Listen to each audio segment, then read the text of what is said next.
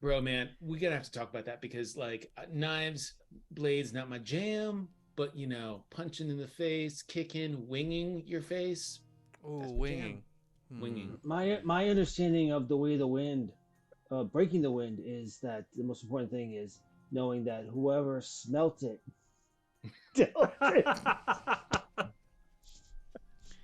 or But the second most is whoever denied it, Spied it. supplied it. Can't get through it. You couldn't even Lucius, keep a straight face. Lucius This could just, be like, this could be sits the there. key. This could be the key to achieving your transcendence. No, Lucius sits there, beak agape. He's just like, Valfire, you know the way of the wind? As if you have taken the words straight from these ancient tomes. Bro, that's exactly what my teacher said.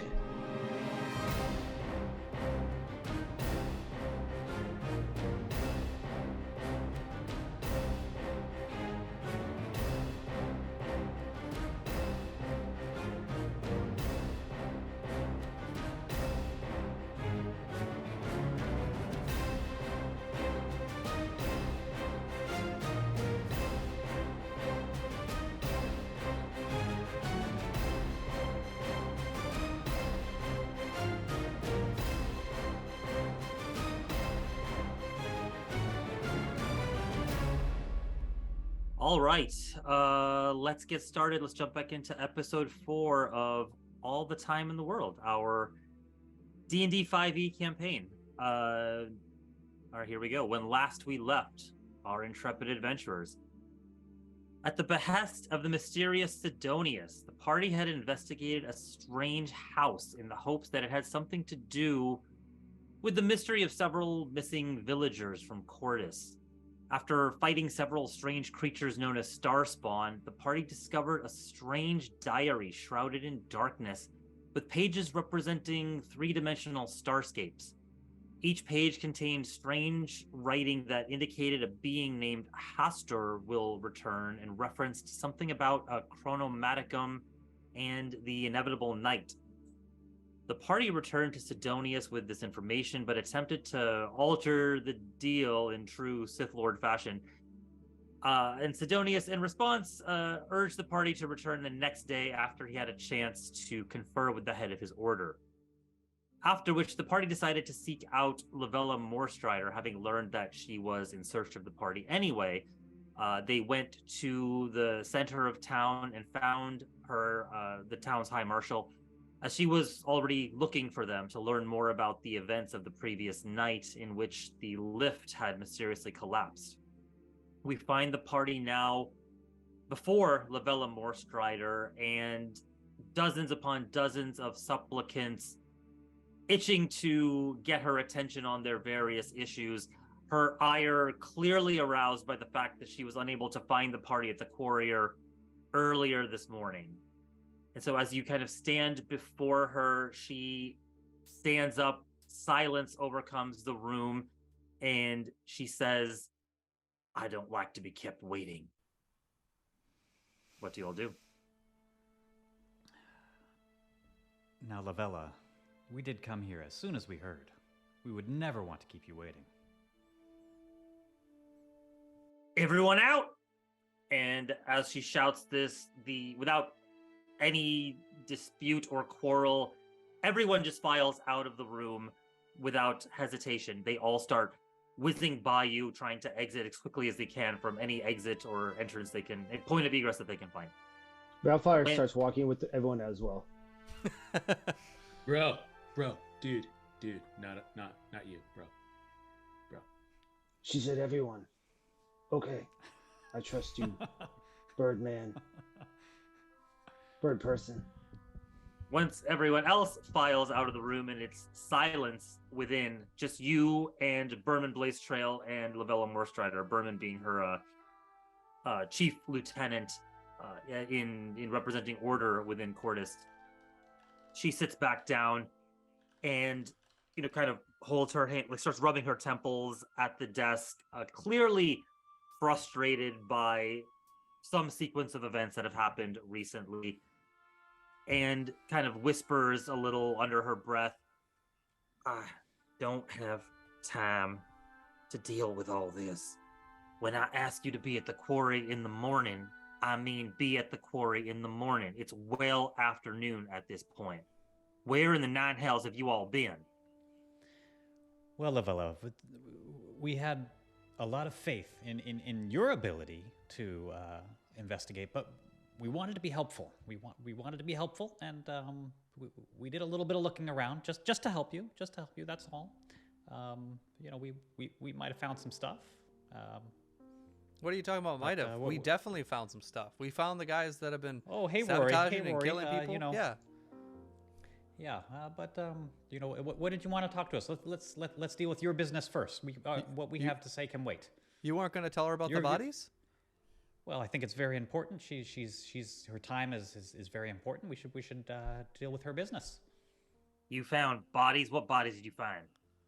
Oh yeah, we found a house and there were bodies of townspeople. There were these crazy, like lipless, they were terrifying creatures that we had to fight and kill, and I'm pretty sure they're the ones that have been sabotaging this town. I think we did you a big favor, actually. We're late because we were out there killing some bad guys. I got to stab a few. She stands up from the desk and walks over to you. She's very tall. She's about your height, Roar. And as she approaches, she leans in and takes a whiff. Y'all been drinking? I mean, I have. I don't know what the characters. Bro, man, brosif, brochacho. Should be a dude-esque. I don't. I don't add. That kind of poison to my body, brosif. You're telling me you found bodies and strange creatures in a house. Where is this house exactly? And what were you doing there? We were investigating. Are you familiar? Yeah, go ahead. Are you familiar with Deep Crack? East Deep Crack. She looks at you like you're some kind of idiot. Of course I know about Deep Crack, you fool. It's the giant gorge that tore this town in half 100 years ago. Yeah, she runs. Of course the place. You know. Of course you know. Of course you know. Have you not heard of a rhetorical question? Now, Lavella, there is a house deep in the Deep Crack. On the east side? Is it East Deep Crack? North? Does anybody remember? Bro, man, you gotta go into the crack, like the deepest part of the crack, bro. And then you gotta totally turn, like the sun is north, and you gotta be like, whoa, and that's the beautiful sun. And you gotta turn to the right and follow it. And then you there's flowers to the right over there. You gotta smell them. Right past those flowers you smell, it gets all dead and deadly. That's where the house is. Understand me? Forgive me. Forgive me. It's within East Crack. Are you have you been there recently? I just described where it was going, man. You can also follow the bird droppings. It should be easy to follow. Bro, we've talked about this a couple times. I only drop on roofs, okay? And sometimes on people's heads, but they have to offend me. All right, bro? Do you all have anything useful to say about these bodies? We found them at a very curious, very, very, very curious house within East Crack. Perhaps one you've seen. Perhaps one the stonemasons have reported to you. Yeah. Well, we'll draw her a map. Tell me about your watch. They know about what's going on, right? They would have. This house stands out like a sore thumb. They certainly saw it. Stonemason? Are you referring to the Stone Wardens? Stone Wardens, yes. Yeah. It's a cousin of the Stonemasons, commonly confused by outsiders. Indeed. Go ahead and make a persuasion check. Persuasion. Oh my God! It's only 28. It's only 28. With a 28, she seems somewhat perplexed by your line of questioning, not so much as she's doubtful, but she seems convinced, but almost ashamed, maybe is the word, or embarrassed that this is not something that the Stone Wardens have reported to her. You seem to have intimated that this was sort of like common knowledge, and she's not familiar with that. Not familiar with it at all. She looks at you skeptically and asks pointedly, well, "Where is this house that you're speaking of?" So far in East Crack, and Rory's gonna draw you a map up here, and you send your guys to investigate. But we can tell you what you need to know. What was there was not of this world. Dude, I don't think it's safe. dude, Rory, draw a map, man. It's totally cool, but I just described it. You know, East Crack, flowers, follow the sun, totally good. Hey, Raj. She takes the map. Raj, Thanks. real quick. We're going to use this. Thanks for your help. Raj, while they're talking, Valfire is very focused on Berman, and as they're describing this stuff, Valfire is very focused on Berman to see if he's making any sort of facial tics or any sort of any sort of facial stuff that seems out of the norm. Go ahead and make an insight check if you're trying to intuit what he's thinking, or perception if you're trying to just notice any sort of physical, like outward physical. No, definitely insight. Okay, go for it. Only an 8. 8. Difficult to read. He stands there, arms crossed, kind of listening to this highly skeptical story, though Smiles has made it a bit more convincing, and doesn't seem to be offering any kind of outward expression of what's going on inside. I would say that because you did sort of try to read him, even though the result was relatively low, you do get a sense that it would take a lot to move him to actually make the expression on his face change. He seems like a really stalwart, steadfast, stoic kind of individual. Got it. Okay. And as Lavella takes the map from Heror that he sort of roughly sketched out on the back of some parchment, she hands it over to Berman and kind of nods her head at him, and he takes it and exits the room. As the door opens, you can see there are a couple of Stone Wardens flanking the door on either side who sort of like stand to attention as soon as he exits, and you can see him whispering something to them, and one of them runs off immediately, grabbing the parchment from him and goes to tend to whatever business he indicated to him. Lavella turns to you all and says, "All right, we're gonna check this out just to make sure you're on the up and up. In the meantime, the original point of inquiry was about the lift the previous night. Now tell me what you know about the incident."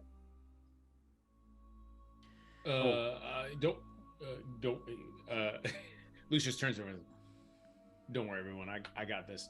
Bro, the lift broke. I think that's it. Lavella, if you'd like more details, and I think my compatriot here was very detailed, but if you need more, we could provide them. Yes, I would like more details. I know the lift broke. I saw it myself. I was there with y'all. Dude, it was my fault. The lift broke, and we helped everyone get off the lift. No one died. Well, no, not true. Someone died. We didn't help them. Yeah. Actually, I don't remember. And then all of a sudden Lucius starts mumbling to himself, and then all of a sudden you see a wing come up, and he starts just pruning himself, just randomly, pruning his wings. You might have missed it. You might have missed it in there. But what my friend Lucius was telling you was that we were on our way to North Deep Crack, and we of course needed to take the lift, and then we got on it with some more of our fighting club crew and some other citizens, and as we started to descend, one of the cables snapped. We lurched into action and attempted to save everyone. Unfortunately, some of our compatriots from the fighting club perished, and others ran away. But we did what we could to save everybody. You know how I wish would have perished was Carruthers. That was the thing. That's what we figured out. We were taking the lift to go to this house that we were sent to by this guy Carruthers, And then all this stuff happened. House was empty. That's why we looked in other houses, found the star spawn. And so wow, Rory, you really know how to hold back information that we might want to use later. So sharp. Such a good. But she asked about what happened, why we were on the lift. Yeah, Carruthers. Carruthers, you say. I prayed all night that you were in fact lying about rescuing the villagers from the lift. But all the stories I heard corroborate what you're telling me now. I've interviewed everyone who saw the incident and the people who were on the lift at the time. And they all say that you went out of your way to save these poor folk. I jumped off the lift holding people into a web. It was fun. I heard about that too. Lucius' wing, his wing is in his face. He's pruning it, and then he goes, "Bro, did you just say you pray we didn't help people? Because that sounds like super weird." I was praying I could just throw you all in jail and be done with it. But it turns out... She's looking for scapegoats. She's looking for scapegoats. No, I don't know anything about goats, bro. And then he goes back to pruning his wing. I don't think we taste very good as cooked goat.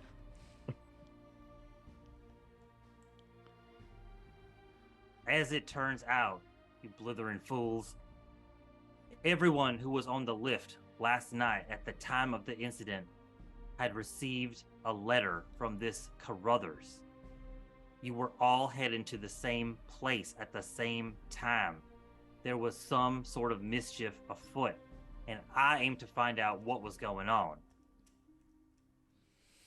Well, I'm no detective. I'm no detective, but have you determined any connections between those in the lift and the rest of us, or those in the lift that didn't know each other?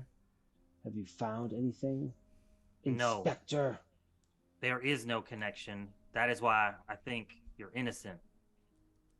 The cables were cut expertly, meant to be severed and snapped at a particular time when there was enough weight drawn on the cables.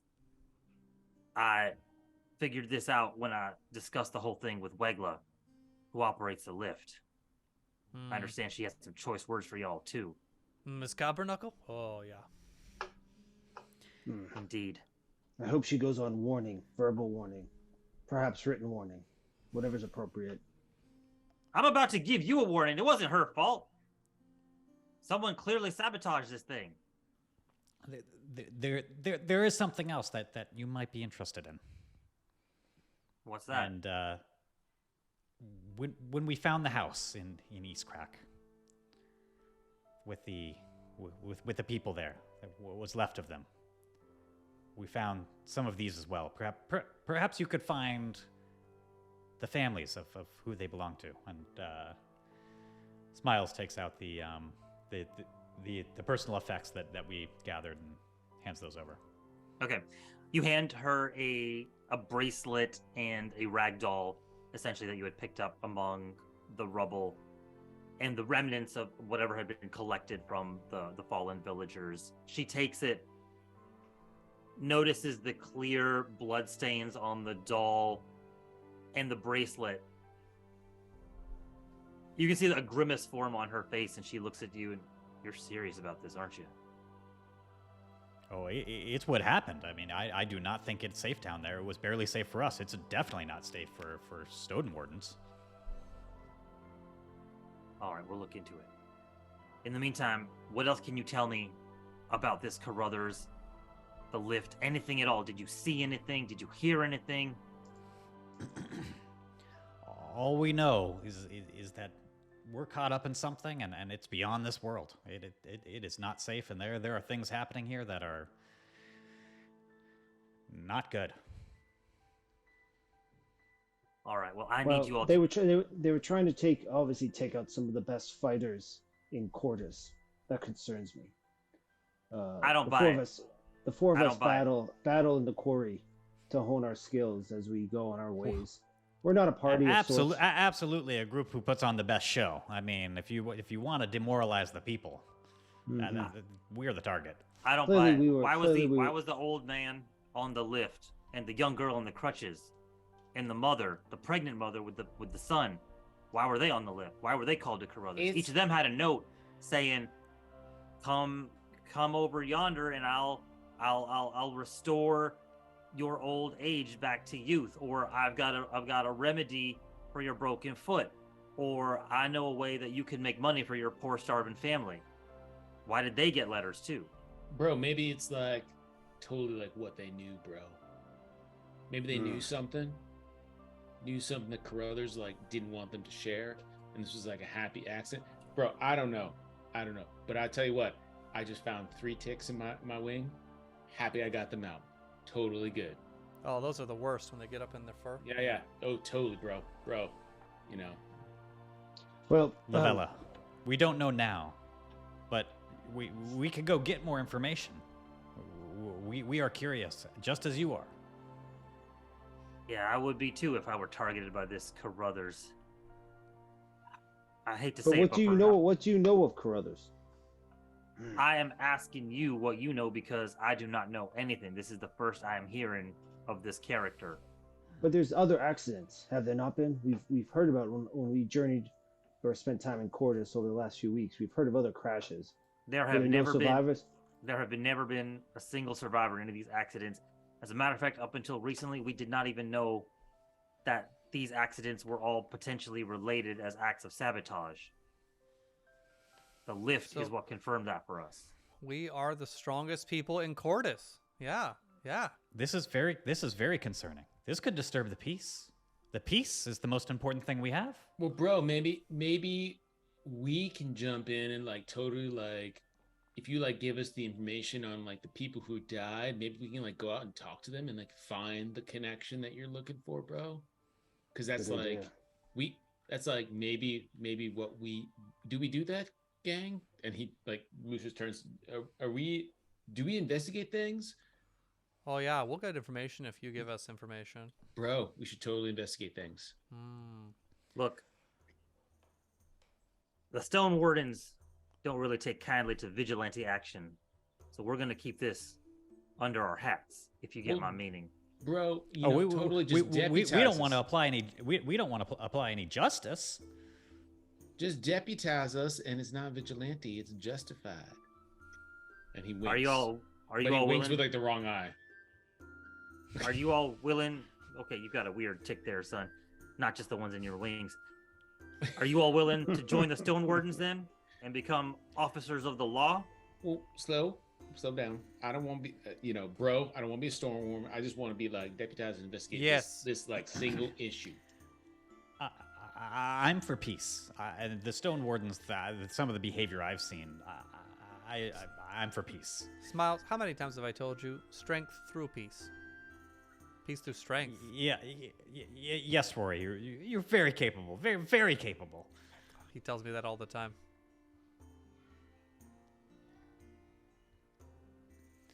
No, I think the answer is no. Yeah, that And was one of us. How about this? Can you make one of us, and the rest will just be deputies? I would prefer to make 0 of you have any further interaction with me for the rest of my time here in Annoril. But seeing as how, if I was y'all, I would be very concerned about someone trying to kill me. I imagine you're going to be doing some investigating on your own. If you happen to discover any information that could lead to us apprehending the culprit behind all these accidents, there may be a reward in it for you. Well, I think having peace assured for the land is reward enough.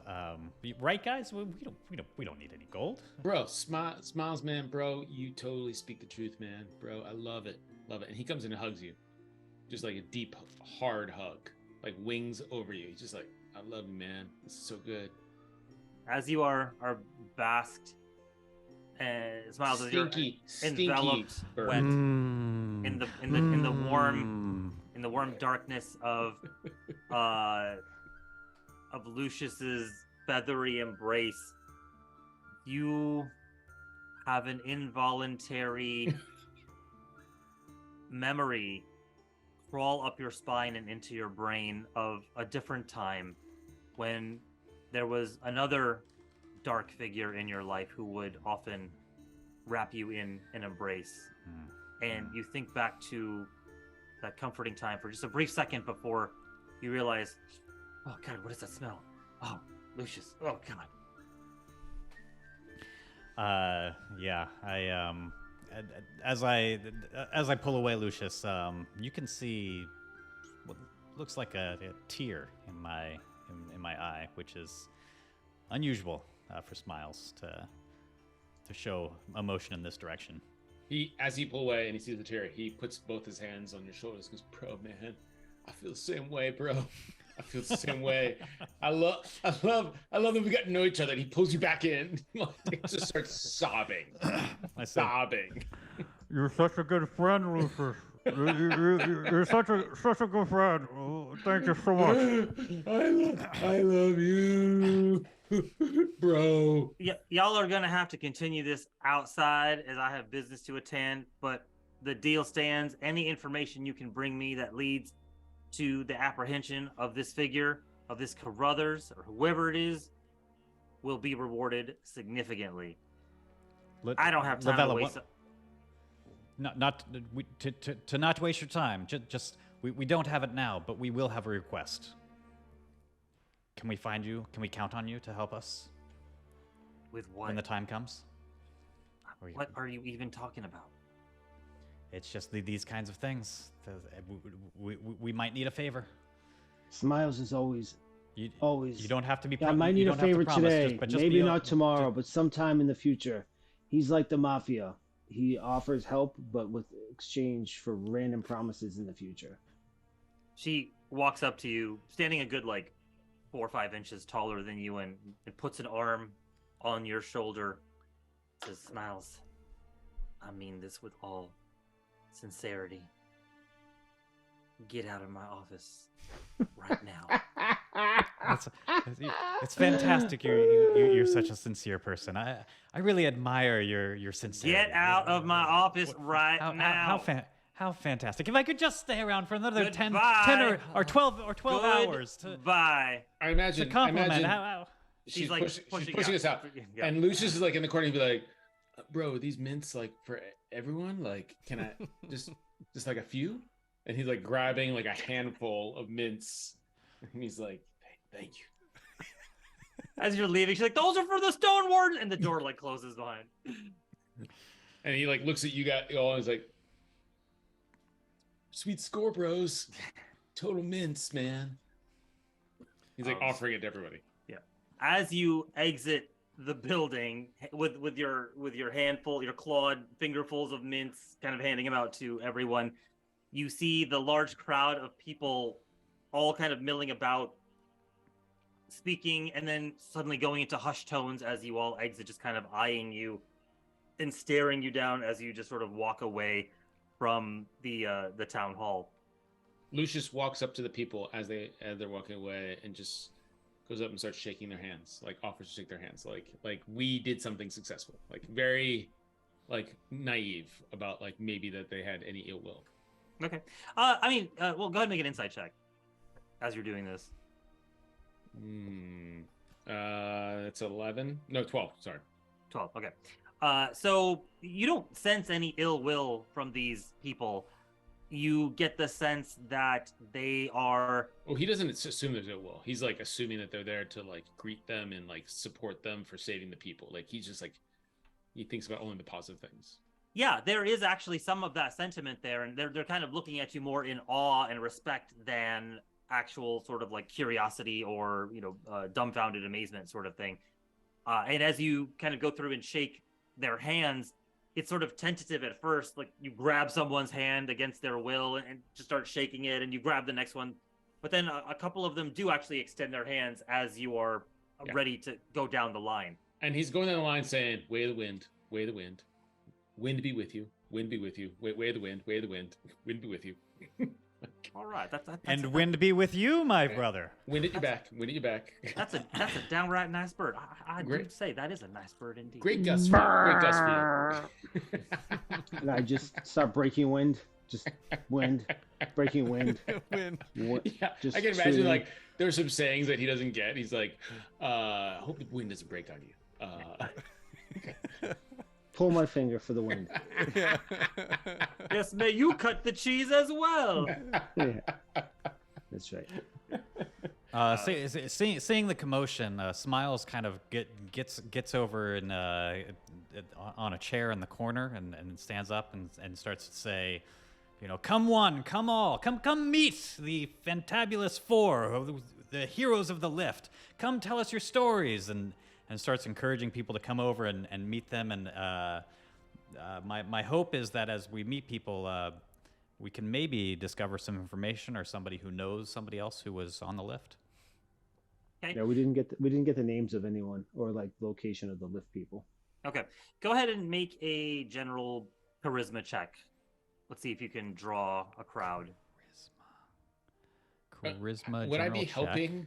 Would I be helping because 22 I'm kind of 22. hyping too? No need. Okay. No need. Yeah, no need. With a 22, you manage to draw a fairly decent crowd around you. Maybe about 5 to 7 people who actually stop what they're doing, their day-to-day business, and come at your summons to meet the heroes of the lift, or the Fantabulous Four, whatever you decide to call yourselves. As they approach, the flatulent four. the flatulent four. Okay. As they approach and start to form a small crowd, you can see many others are turning their heads to kind of look as they're walking by, still a little bit skeptical, but are nodding their heads and tipping their hats in approval as you're kind of making your exhortations to them. The town square, the plaza, the main plaza of Cordis is very busy as the lift is out of commission, and it's left a lot of people unable to do their day-to-day business, as it's very difficult to transport wares up and down into Deep Crack as a result. Is there only one lift?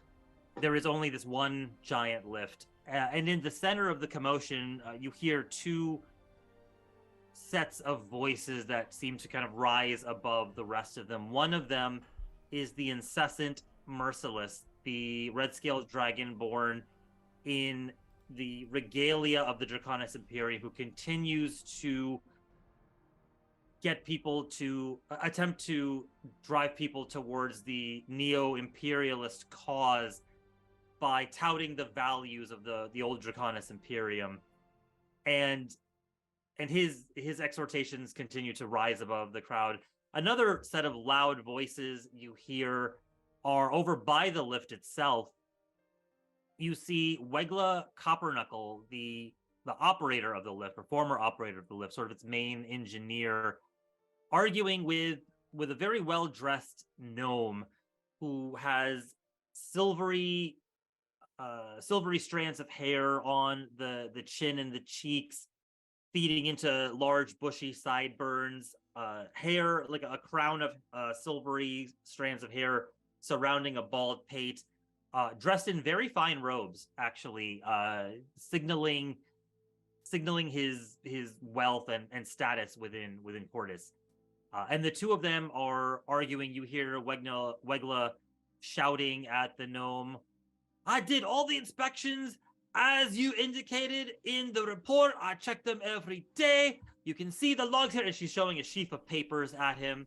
And you can see him, raising his arms like, "Boy, I don't know what you're supposed to expect. You're supposed to follow it to the letter of the law, and everything should be fine. It's not my fault somebody cut the wire." And you can see them kind of going back and forth on this, creating a significant amount of commotion. A few more people than the crowd you've drawn, Smiles, are surrounding, kind of watching this altercation. If you're talking to the people in the crowd trying to learn a little bit more, go ahead and make an investigation check. Is there some... Okay, I'll make it. That's 14. 14. Okay, with a 14, you learn that one of the people that came up to you, a woman wearing a kerchief around, long brown hair, very large eyes, very large bright eyes, and relatively dark skin, wearing sort of like the commoner sort of trappings, brown trappings of the villagers of Cordis. she mentions that I knew one of them from last night. Shimala and her child. She's been carrying for quite some time, expecting any week now. She's a friend of mine. We work together. She was she was one of them. I can introduce you if you'd like. I'm sure she'd be grateful and would love to thank you all. So this whole time, Lucius is standing right near Smiles and like as a hype man, almost like just like puts his hand on her shoulder and says, "Broseph, man, thank you, bro. Thank you for this information. It's useful." But like kind of defers his Smiles to do the major talking, like just Sure. helping. Yeah, sure. I mean, how wonderful it must be for you. Shimala seemed like such a wonderful woman and so caring. If you could, do you know where she lives? Do you know where we could find her? Well, she still is wonderful and caring, thanks to y'all. Y'all saved her life, and the lives of her children, born and unborn. I can take you. She lives in East Crack. We all live in East Crack in the same neighborhood. I can take you over there, or I can tell you how to get there. Very very easy to find. Bro, man, Broseph, bro, Chacho, how do you get there, bro? Because the elevator lift's broken, bro. How do you get down there? No, she lives in East Crack. You don't need to go down into Deep Crack. You can just cross over one of the bridges that spans the Well, gorge. he'll probably just fly. Bro, But bro, I don't understand. Bro, there's a crack. You got to cross the crack, right, bro? Yeah, there are bridges that span the gorge. You can just cross over on a He's bridge. like looking around like doesn't understand. What's a bridge, bro? he's never used one before in his life. He just Right. Yeah. That makes sense. That makes sense. Well, you see that piece of that stonework thing that crosses from one side of the canyon to the other. You can actually walk on that and use that if you don't have wings to cross over spaces in the air almost. Start Am over. I explaining this right? Bro, start over. you got. You know what? We'll work through with him later. So confusing, bro. Can you point us out to Shimala's Why don't you house? just use your wings to Yeah. get there? I don't have wings. I forget. And what is your Bro, I what forget. is your name? My name is Lucia. I'm a friend of Shyamala's. Yes, Lucia. Thank you so much for your help. Are you headed home now, or shall we meet you later? I work at the Wealthy Wagoneer. I'm off to work at the moment, but I can show you. I'll show you where. I'll tell you where she lives. And she sketches out a quick map that takes you very close to the house you had investigated in East Crack, several blocks away, but in the vicinity. So you know the rough sort of the area roughly. Well, thank you so much. Thank you so much, and we'll come say hello to you if we're there when you're home. Can I ask you a question? Yeah, Miss? I'm happy to help. What can I do for you? I look up at her because I'm a halfling, and I pull back my hood a little bit. I say, "Your friend. Did she follow any religions, or better yet, was she caught up with anything like a religion, but required more intense following, perhaps cultish?" Well, Are you a member of the same? And are you also religious? Now, Valfire, we would like to be polite. We don't want to insinuate. Fine, Smiles. And I reach into my pocket and I pull out some very dirty-looking good berries and say, "Are you hungry, miss? Would you like some good berries?" She's want some not. of these? That's a very nice offer, but she's not a cat and she's not a dog. I do These heal. the way that you try These it is heal. so fantastic. These heal things. I'm good. I thank you. I thank you for your offer. In terms of religion, I feel like sometimes that's a personal question, and maybe you could talk to Shamala about her faith and what she believes in. I'm gonna go to work now. I'm already late. If y'all want to come by the Wealthy Wagoneer at some point, I'd be happy to get you all a round of drinks on me. Thank you so much for saving my friend, my very dear friend. Oh, Thank we you will so do much. that. Oh, They didn't let me in there last time. Yeah, we'll be there. Okay. What I brought up, That's a shame. Tell him Lucia. Tell him you're Yep. a friend of Lucia's, and Yep. I will hook you all up. I think a drink is the least I can do for what you've done for my friend. Oh yeah. Bro, man, do we have to like cross one of those? What did you call them? Bridges to get there, bro? No, you don't. She points like down the street. There's a very large building at the corner of the plaza that sees a lot of foot traffic going in and out. There's a sign hanging above it, a large wheel essentially that, and inside are carved in the letters in the spokes of the wheel, the Wealthy Wagoneer. And you can see outside is a giant warehouse-like edifice in the yard where they are constructing wagons, as well as this sort of inn that's attached. It's right over there. You don't have to cross any bridges, or you don't even have to fly. You could just walk over there. Sweet, because bro, man, that bridge thing you talked about, scariest thing I've heard all week. Last question: who is the father's daddy of this child, of this woman? Who is the one that's married to her or impregnating her? Tell me. Bro, Valfire, bro, try to ask that question more awkwardly, bro. Come on, bro. Well, In my Just clan, say in my baby clan, it's daddy. very free living. well, I'm afraid to say that his name was Selvin, and he perished recently, met an untimely demise. One of the bridges in Deep Crack collapsed recently. Bro, you see what I'm talking about, bro? Bro, I knew he- they sounded scary. Lucius, I think it's the Carruthers thing again. No. What was his man, name? these What was his bridges- name again? These bridges. His name was Selvin. Sylvan. Selvin. That's an SELVAN. Oh, not Not his last. Sylvan. He wasn't was he? Wasn't last name wasn't.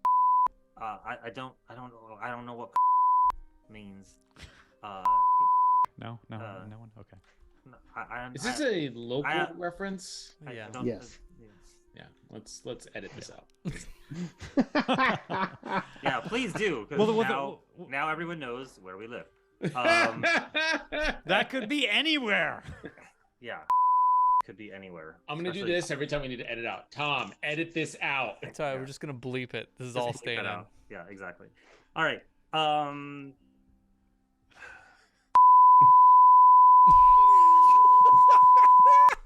That's the energy I want. So We're gonna head down. We're gonna head down to Shimala's house.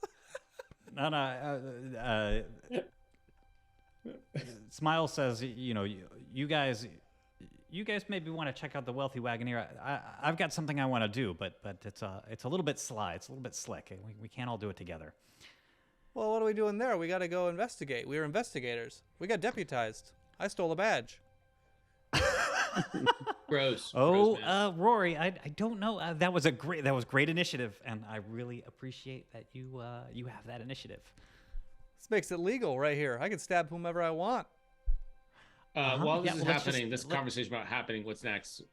Lucius just like turns and walks towards Welga. To Wegla, Wegla. Wegla, Okay, Wegla. yeah. All right. She walks. As you walk over there, she is in the throes of an argument with this tiny gnomish figure. She's standing about a foot taller than the gnome, and he seems he's turned red in the face, and the two are just shouting at each other back and forth. It just from listening to the conversation for like maybe 30 seconds, it's obvious that they're discussing the ramification, a couple of things. One, the ramifications of what happened sorry, not the ramifications, more like who is at fault here. They've quickly moved past that and to like, how do we repair this? And they both seem to have independent ideas on what the best method for repair is. Wegla seems to be arguing that she can reuse many parts of the existing lift and just sort of reconstruct some of the broken pieces, while the gnome seems to be arguing that it would be too risky. We don't know the state of some of the existing pieces. It's better to just reconstruct the whole thing. And you hear him talk about his design over and over again. Yeah. So Lucius, hearing what very little he needs to hear, which is very little, walks up and puts his hand on both their shoulders and just goes, friends, man, friends, let's just calm down. What we need to do is take a deep breath. And he puts his hand on both their chests and just goes, now I want you to close your eyes and I want you to hear the sound of your breath going through your lungs, because we all got lungs, 2 of them. Hopefully they work well. And he's trying to do this breathing exercise. Are they receptive? Go ahead and make a persuasion check. See, this is the beauty of Lucius. Yeah. Persuasion -3. I rolled a 4. With a -3, that is a 1. With your 1 on persuasion, as soon as you touch both of their chests, Wegla has an abreaction, a physical abreaction. She grabs your hand and kind of wrenches it back, kind of twisting your forearm at the elbow. It hurts. Do I recognize this move as a martial artist? And do I know a counter? I would say it's not necessarily something highly specialized as a move. It's more just sort of a typical sort of martial reaction. Anyone, reasonably good at fisticuffs would kind of know Can I this react move. to it, I guess is what I'm saying? Sure. What do you want to do? I just want to slip out of it. Okay, go Just ahead. like a simple slip. Yeah, go but ahead. still trying to maintain that calm energy. Yeah, go ahead and make an acrobatics or athletics check, whichever you feel. Oh, is it's more acrobatics. I appropriate. feel acrobatics. All right, go for it. That's a 19. 19, and I actually forgot to bust out my dice here. Woohoo! So I It's will make called it. dice Oh, now it's on, rolling. guys. It's on. Let's go. Well, she rolls a 2 on the die, so you very deftly kind of wrench your arm away from hers. But it's like one of those wrench and just put it back like calmly, like, Wagner, Sure. man, just chill, baby. Yeah. He probably the says two- the wrong thing right there.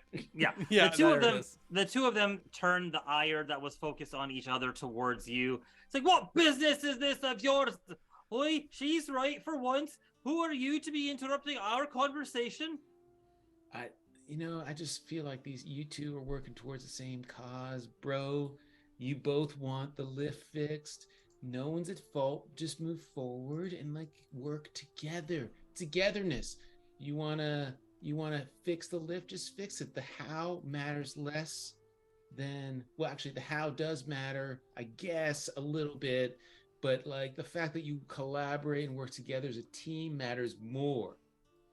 All right, So go- maybe you should just hug it out, bros. All right, hug it out, bros, is how you conclude. Make another persuasion check. This is an 8. 8. Okay, slightly better, but not great. They seem to be. Wegla seems to not want to tear your feathery head from your body As much. as much, but she still is pretty irate at having been interrupted, and you can see the two of them are screaming at you now, full on directing their anger towards you. What business is this of yours? You don't know anything about the construction of this thing. I'm the engineer. It's like, oh, she's right. She's the engineer. She knows. And she actually had a halfway decent idea. It's like, I did. You did. I remember when you said to use the crossbeam. That was actually something that we could still use. Oh, that's very nice. And actually, when you said we should be using some new parts for the rails, I actually thought that was pretty smart. It's like, oh, but maybe we found some common ground here. And they start actually agreeing on things and And finding as some they do common that, ground. you see just Lucius just closing his eyes and just going, Just pulling him back. I'll pull him back. no, Okay. he's just this is my goal. This is Yeah. what I meant. And Roar is slowly kind of dragging you away from the peace you have inadvertently caused between the two. But he's taking full claim, like he did that on purpose. And Sure, he turns absolutely. he turns to Roar as he's being pulled away. He's like, "Bro, did you see that, bro? I totally fixed that. I resolved that issue, man. I Told saw you I it. could work with people. Well- I'm good with people. I'm persuasive." Valfire walks over. He's like, Birdman, is this part of the way of the wind. You break wind between people, and they become happy. Valfire, man, I'm glad you asked that question. The act of breaking wind is one of the highest levels of my order, and I have yet to achieve said level of mastery, bro. But like, do you know how hard it is to break the wind? Like, not just stop it, not just redirect it, but break it, man. But I appreciate you thinking that I could do that. I appreciate your faith in me, bro. And he goes in for a hug. Yeah, and I definitely flip backwards. Okay. He goes, what's all it- right, man, not now. Cool. All right. But like, I appreciate you. So as they- while this is going, oh, go ahead. So, yeah, I was gonna say, as you all sort of approach, Wegla and in her negotiations with this gnome, points to you all and says, "Oh, and those were the ones who were on the lift at the time that it happened." And the gnome looks wide-eyed, like, "Oi, you're the group then that saw the last of it. Oh, it's nice to meet you all. I'm Hobart Thither Yonder. I'm the contraptionist that designed the lift. On behalf of the city of Cordis." And he stands like kind of proudly, hands on his hips, fists on his hips, chest puffed up. Honestly, it's a really cool lift. It's good contraptions. Yeah. I mean, not the whole getting cut thing. By the way, Carruthers, spread that name. It's Mudtusk. Let us know if you hear anything. We're gonna stab him. Oh, what does that mean? I don't know. You haven't heard? This is the guy behind all this stuff. You know anything about him? Well, no, Ask everyone. I'm gonna ask everyone. Yeah, everyone around seems to be looking quizzically. Nobody seems to know what that name is or who that is. Hobart, you seem like a smart fellow, and I apologize, milady. I was remiss earlier when I gave you a hard time after us almost dying on the lift. We heard it's not your fault, per Lavella, and I apologize for my comments. Make a persuasion check as you offer an apology.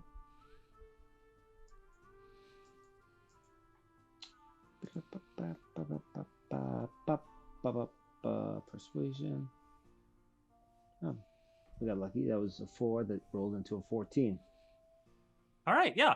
She looks at you with a stern glance, and you can tell her features sort of soften a little bit as you muddle through your apology. She's think nothing of it. Tempers were flaring last night. There was a lot going on. We were all a little caught up in what was going on. Well, Apology accepted. thank you for accepting my apology. I overheard you guys talking about the damage caused the lift. Can you tell us anything about what might have cut the cords that created this problem? I imagine this lift was built very soundly, and something magical or something out of this world might have caused it to shatter. What can you tell us? And our friend here, the burnt, scared Chewbacca-looking fellow, he's been deputized. So please share it all. I've got a notebook out. Okay. So they look We at need each to get other. we need to get you a hat of sorts, that you can wear on the top, that would distinguish you as a. Oh no, my hair! I inspector. gotta keep the top knot, out for the ladies. It's okay. True. All right, sorry. Go ahead, Raj. Yeah, so they kind of look at each other quizzically as if like, should we be telling them? So, they kind of shrug, and Hobart pipes up and says, "Oi, there's not much to tell. Unfortunately, it's or rather maybe there's a lot to tell in that which we've noticed. I'm slipping in and out of my accent here. We noticed that the cables themselves were cut rather expertly. No magic afoot, as far as we can tell. Someone dastardly and with knowledge of the lift had to have done this. It was not. It couldn't have been someone who knew nothing of the design or the engineering principles behind it. And I've been speaking here with Wegla. It had to be someone with knowledge, but very few actually know about myself as the designer, the contraptionist. Wegla is the engineer who built it. And she's like nodding her head along the whole time during this explanation. But that's it. No one else really knew much about it. We had a few folk from the town who helped to assemble it, some workers. The whole thing financed by Sidonius, quite the generous gift, I would say. And Lavella, of course, the who approved the whole thing. Signed off on the whole project. Very few people knew the construction of it or the principles behind how it worked. So you're saying that this is not an amateur job. This is an expert job. Well, he had to have been. It was. How involved was the Dragonborn with the building and the plans? Not really at all. He put the money up for it and paid the workers, and I don't think he was. That makes sense. Where do the workers come from? Well, just from around town. Anyone Okay. looking to make some coin. Dozens upon dozens of them were used to build it, but this happened over 20 years ago. The lift has been a fixture in Cordis for quite some time. Okay, so basically you're telling me it was you or it was Wegla? Oh, well, now don't go putting words in my mouth there, my bugbear friend. It's neither of us were to blame. It couldn't have been either of us. Why would I want to see my own contraption destroyed? I don't know. Are you gnomes? in gnomes? Go ahead. No, go ahead. Bro, maybe it's because you had like a better design you wanted to try out. Bro. Are you in debt? Do you need help? I own a very I'm the owner of Underwoods, the only major general store here in Cordis. I'm not for lack of coin. Okay. Just You should- taking notes. Just checking. All right, that's your job, I suppose. But if you'd like to come by Underwoods, I'm happy to show you my wares. Some of the other contraptions I built. Yeah. Well, where can we find this? Underwoods. Oh, it's a deep. Over the hills and under the woods and. No, there are no woods here. The nearest forest is on the Mirnock Hills, several days south. So no hills involved. Do you think I don't know that? I don't know. You asked the question, so I'm not sure what you do actually know. But to answer your question, my store is in Deep Crack. Near you could have taken the lift and got off at the 3rd tier, but you'll have to take some stairs now, I suppose. He'll fly. Oi, that he will. Use your wings, he will. So the store's name is Underwood? Underwoods, yeah. General, yeah. Yeah, okay. Well, we may have more questions for you. The investigator here, and I point to Rory, is very interested in solving this. So, does anyone else have any other questions? I'm happy to help any way I can. We'll come back for you. Hey, are we gonna go see Shimala? What's her name? Shyla? Or are we What time of day is So it? while the three of you have So been Dublin. over here with the lift operators, Smiles kind of went over and found an obscured private area and changed into a dragonborn, and then went to go approach Merciless. That's his name. Describe what you look like as you've changed into this dragonborn. Yeah, so it's just kind of vibrant green scales, but otherwise average looking, and dressed similarly to Smiles, because I haven't obscured that part of my outfit, but otherwise completely average, other than the kind of vibrant green of the scales. Okay. All right, you change form. You walk up to Merciless. You can see him kind of shouting into the crowd. Every now and again, a person stands by to listen, and he engages in conversation. But they bid him good day and kind of wander off at some point, and he continues to try to engage the crowd a little bit more. And so I go up to him and I say, "Hello, comrade. How are you?" Okay. He's sort of in mid exhortation, in facing the other direction. Saying like, "Would that we could regain the glory days of the Draconis Imperium. Would that we. Oh, yes. Hello, friend. Yes. Greetings." Hello. I am Anatoly. I do not believe we have had pleasure.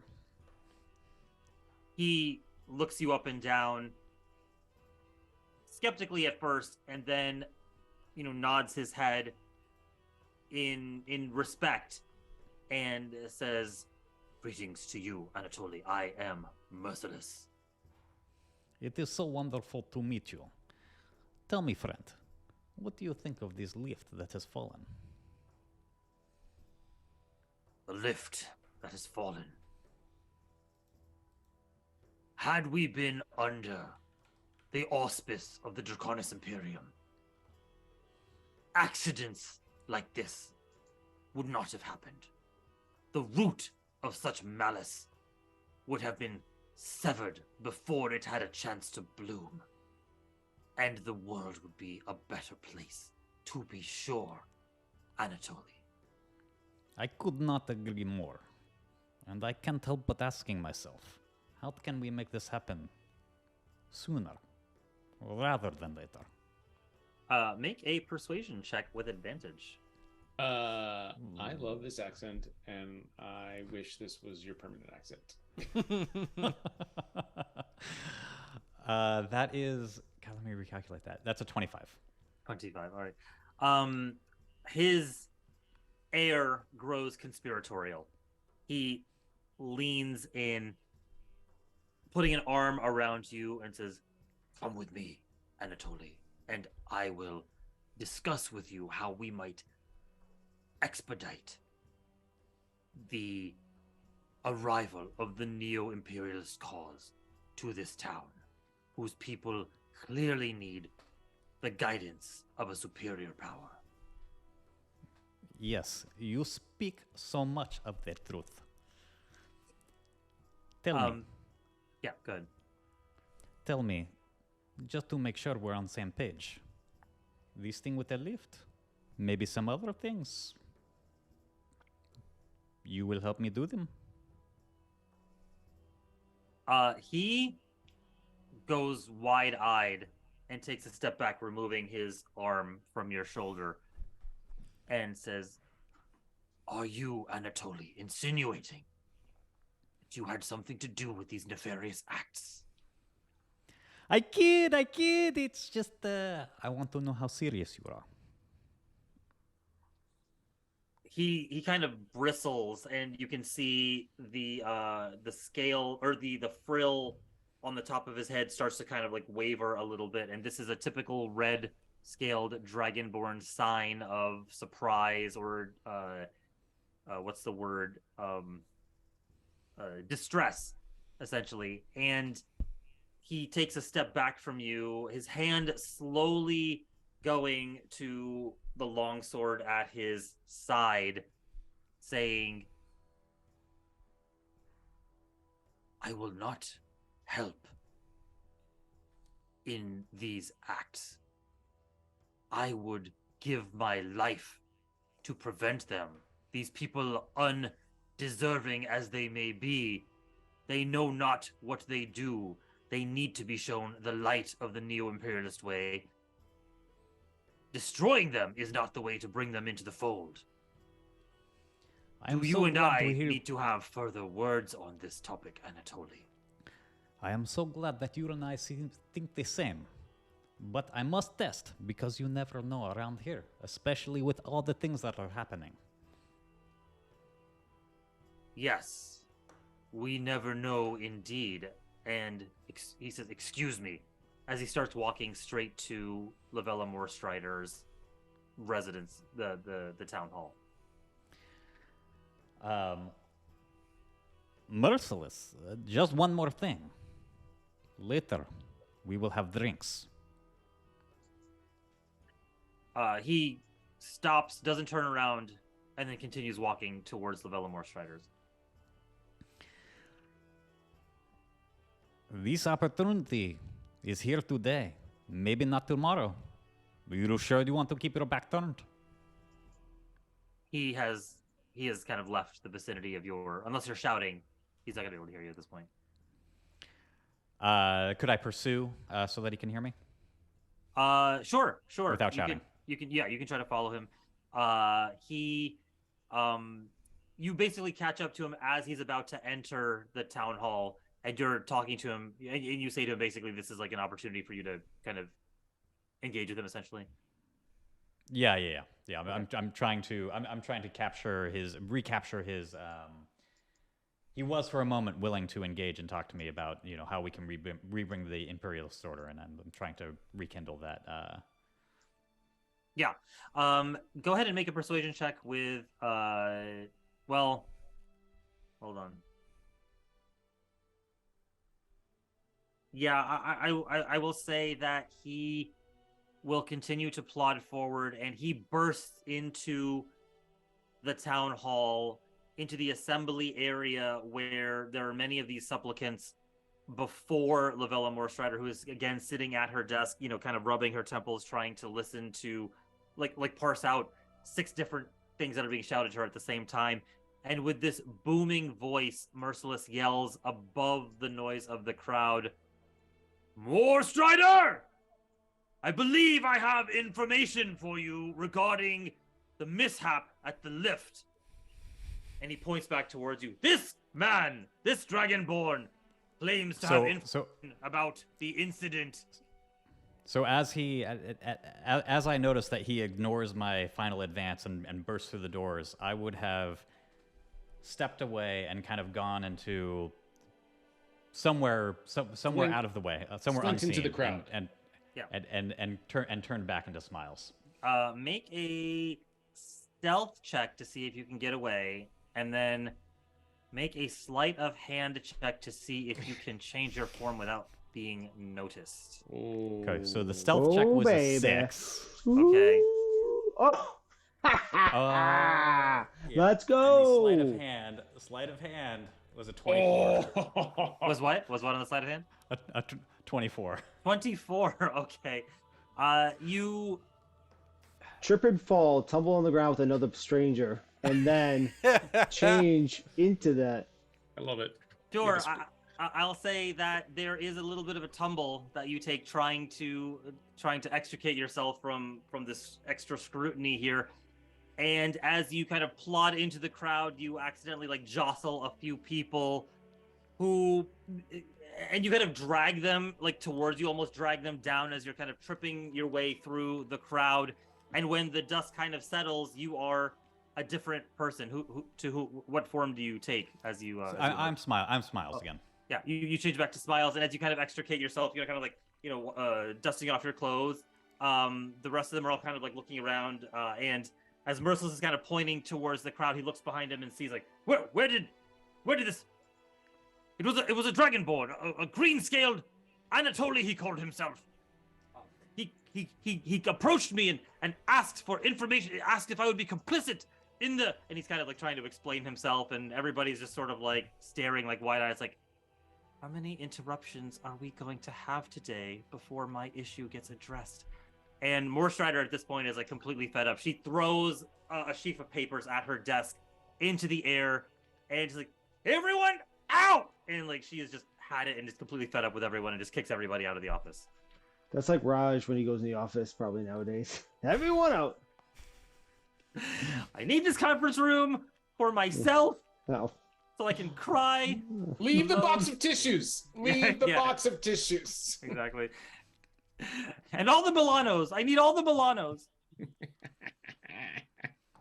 So I kind of looking over my shoulder to observe some of this as it happens, but make my way over to the rest of the group by the lift, by the remnants of the lift. Yeah, the rest of you are kind of, as you're speaking with Wegla and Hobart, are kind of interrupted in your conversation by the fracas that's kind of going on, and you see Smiles kind of extricating himself from the crowd, dusting himself off, kind of looking around, and then making his way towards you all.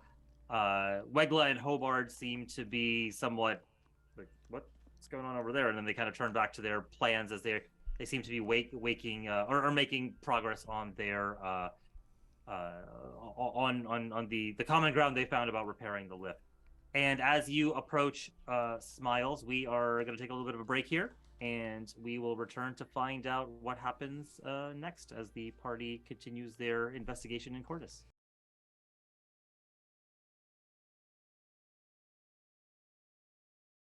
All right, let's pick up from where we left off. The party was deep in the throes of an investigation as they meandered through the plaza of Cordis, speaking with Wegla, Copperknuckle, Hobart thither yonder, the crafters and engineers behind the lift, and trying to elicit some information from Merciless along the way. As you all have regrouped by the remnants of the lift, you hear a commotion from the other side of the plaza, and running full bore towards the town hall is a stone warden, sweaty, breathless, having just crossed a bridge spanning Deep Crack, coming from East Crack, and making his way making a beeline towards the town hall. As he gets there, he is kind of like, a couple of stone wardens try to stop him, but he bursts through the door past them, and you see him kind of like burst into the room where everybody had just been kind of forced to leave. And you can hear like his panting and yelling, "Hi, Marshal! Hi, Marshal!" And that's the last you hear before the door suddenly shuts. I'll pop Owl out. Hey, Owl. Hey, will you go listen at that door and see if you can't hear anything? I think we should go. I think this is probably important. I'm gonna head over there too, anyway. Okay. Oh, I would be quite happy. Listen. Of course. Are you sure you don't want to partake of some of my other magical abilities, which would allow me to perhaps engage with the enemy? You may leverage me to cast a spell through you. I can actually deliver a spell. No, you got good ear holes. Listen at the. Okay, all right. I shall listen at the door for you. Point of order. Owl can't actually speak common. Point of order. Owl actually can speak. Can he common. really? Yes. And no idea. You've been bird. You just got bird. Damn. As Owl flaps and starts moving towards the door, perches himself on. Yeah. When Owl comes out, Lucius just goes, like doesn't towel, just like. All right. Owl looks at you as he's kind of flapping off and kind of gives you like a curious expression and then shakes his head. I'm surrounded by fools. And fucking birds of paradise. Yeah. And then flaps over towards the door to kind of listen in. Have Owl make a perception check. I would say it's a disadvantage because he's listening through the door, but I think he gets advantage on perception checks for hearing, so it's just straight perception. And it's a 17 plus 3, baby. 20. Okay. Dirty 20. Dirty 20 for Owl. As Owl is listening at the door and you kind of walk over in that direction, Owl flies back to you after several seconds and, "Oh, Roar, I heard the most curious thing. There was a stone warden had burst into the scene and was shouting. It was actually quite easy to hear through the door, shouting at the Vela Morstrider, saying something along the lines of he had discovered there was an outpost of the Obsidian Ring, something to do with the town of Rockhaven, less than a day's journey east of here. Something about the ring having taken over the town. Much of it was jumbled, but I heard the gist of it. The Vela Morstrider, I heard her sigh very heavily and say something along the lines of, 'Oh, I can't imagine this day could get any worse, but you've just proven me wrong.' To which the Stone Warden said, 'I apologize for bringing you this in,' and she said, 'Shut up and get out.' And there was quite the altercation, and that's what I left." Oh, pat him on the head. Oh, good. That's a good bird. You know no what? No need for that. You don't need to, to do that. Oh, So maybe the I'll get outpost, you. outpost was where? Rockhaven, right? Yes, Rockhaven is what I said. I'll Dave- relay this. I'm gonna Yeah. get you a little star, a little deputized badge from Lavella in the future. I promise. That is really not. I don't need to wear any kind of I accoutrement. can make this on my- happen. I can make this happen. No, well, What did your owl say? I Oh, I'll see you relay all that. nodding. Apparently some Obsidian Ring stuff going on. Those guys are a piece of work. What do we know of Obsidian Ring, Rory? Oh, these are kind of like the mafia like guys. They're kind of like the mob. They deal in some light extortion. They've been getting a little more brutal recently, though. I've been noticing. What do you- That's not of our concern, though. I mean, not really. Have you guys been to Rockhaven? Have they been to Rockhaven? no one Never in heard of your it. troop would have been to Rockhaven. Go ahead and make a history check if you're trying to figure out some more about it. Yeah. History +5. 9. No idea. Sure. It's a sure. town. Can I make a history check Yeah. upon hearing? Smiles has been around. He rolls a 15 on history. Okay. 14 for Rockhaven. me. Sorry, 14. You said. Yeah. The two of you know. I mean, you don't know much, but you presume there's not much to know about Rockhaven. It's a speck on the map. One might think it's just an errant spot of ink, but it is actually a small town about half a day's ride southeast of Cordis. It is really more of an outpost. A couple of disgruntled settlers struck out from Cordis 5-7 years ago and are trying to scratch a living out there. They found a healthy supply of water and are trying to do what they can, but they didn't really get much of a following. And while it's survived, it hasn't exactly thrived. It's a handful of people and a handful of stone buildings out east. Bros, I hate to hear, bros, that like the mafia, the Obsidian Ring's taken over or anything. Should we go over there and help them? Like, let's kick them out, like, and he starts doing like his karate, his No. wave the wing monkey thing. I mean, No? honestly, as long as the new Imperials start taking over, I think we got Cordis to worry about right now. I want to find this Carruthers guy, and I want to stab him. Yes, I also want to stab him. He killed my lover when she fell off the lift. You guys were so She- loud she- together. So loud. I know she was a passionate lover. Apparently. I could tell- so I loud. could Even tell I you- even I I could heard it. I could tell you stories. Oh God, please Nice. don't. I won't. Valfire, Lucius just like covers his ears. Valfire, you did bring the fire She made- when you were with her. Mm. They really put the fire in Valfire, if you know what I mean, and you do. No, I She don't. put fire in you? And you do know what I mean. You know. Yes. Did she talk about it? talk about Only during, and we could all hear. It was just wonderful and beautiful, beautiful love. That's wonderful, beautiful. She called me her little wolf, and Yes, I would we let heard her, that. I would let quite her clearly. ride me around the bedroom. It was quite fantastic. This is not going to be a surprise to you. We actually all know every intimate detail of your relationship. It's it's actually true. Oh yeah. That's true. We tried to hide it, but our love was too passionate. Well, it was But we definitely need to very loud. find Carruthers! We shall pay for her death. There's no doubt about that. Well, I could use a drink. Are we going to the Wagoneer, or are we gonna go do a little investigating and find In East Crack. in East Crack? Yeah. Where to, boys? I'll tap Lucius. So as you're kind of deliberating, Are you done talking about sex? the door to the town hall bursts open, and you see Lavella Moorstrider standing in the doorway, and she points at your group and says, "You four, in here now!" and shuts the door behind her. And This to- can and to- only be good. This can only be good, you guys. Let's go. Oh my And God, I we might correct become. Lucius, and I say, no, we never had sex. It was everything else but that. Very passionate, but we were saving Lucius ourselves. just covers his ears. He goes, We're saving, let's saving go. ourselves for marriage. Hilarious. Okay, Lucius, I'll That's walk what it's right around. called in my clan. Okay. Yeah. I'll lead the way with my badge just puffed out. Why on my we chest. Okay. we shouldn't? Hey, we should not get involved in this. What does this have to do with us? I agree. Let's go hear her out. She does run the city. Okay.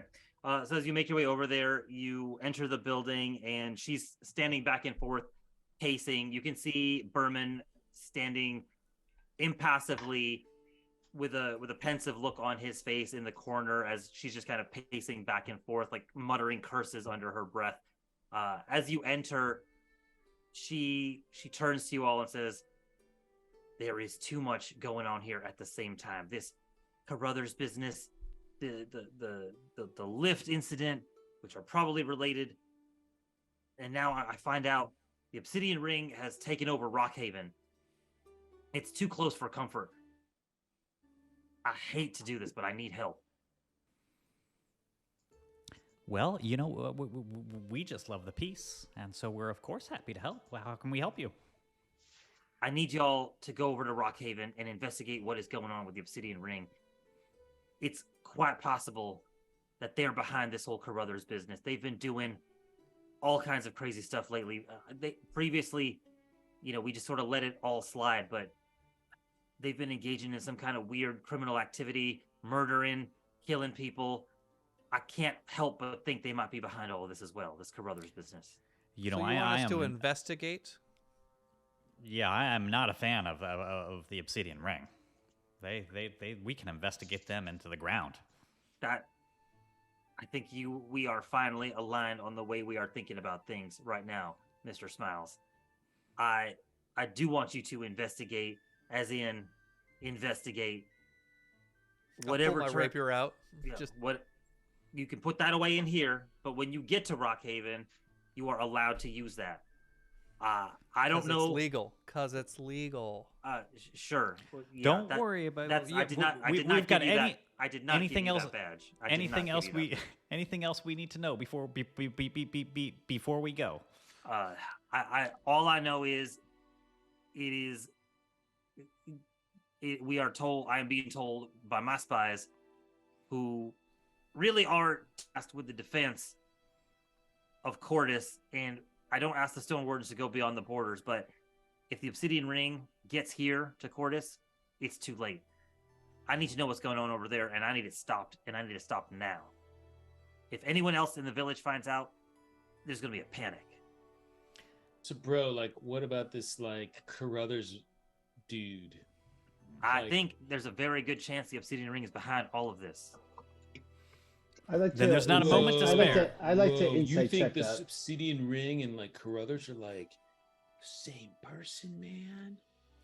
The ring is a network of people, and maybe Carruthers is a front for them here in Cordis. In which case, we need to nip this in the bud now. Lavelle, you're blowing my mind.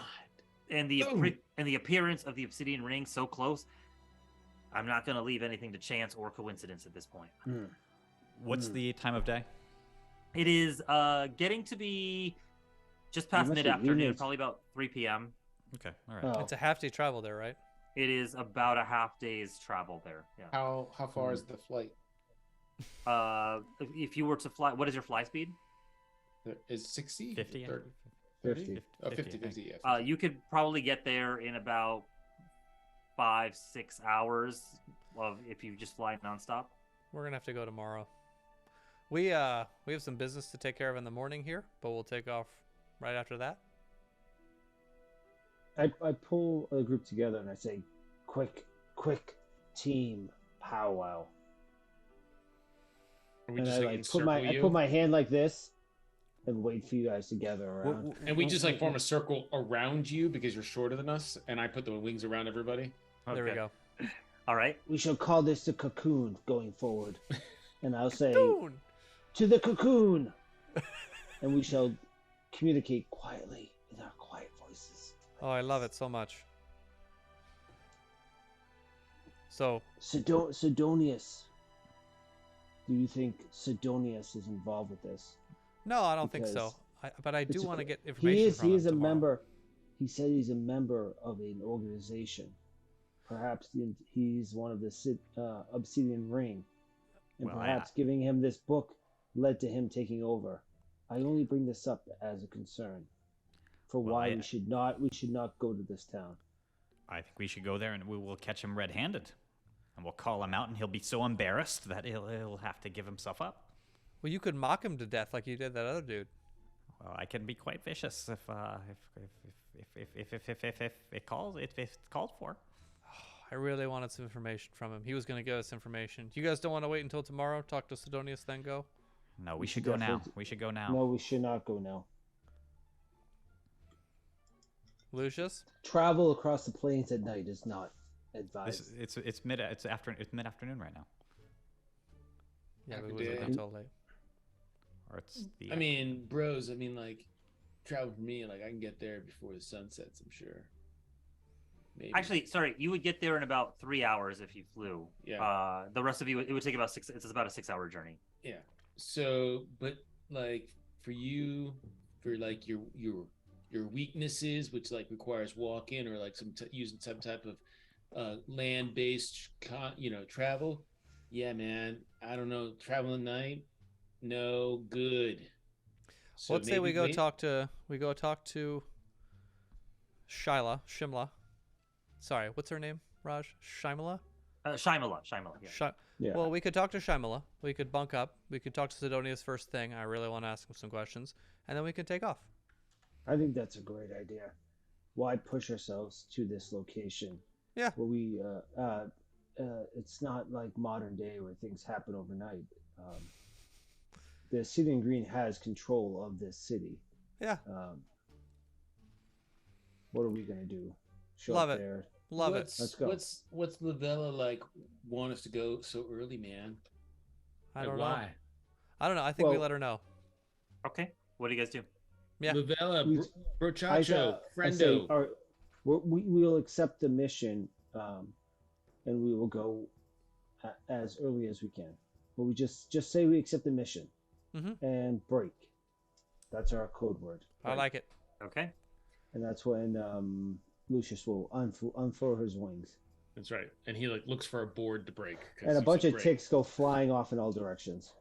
I Right. was gonna say you all need to make a Constitution saving throw for being so close under his wings, like the stank of an unwashed monk.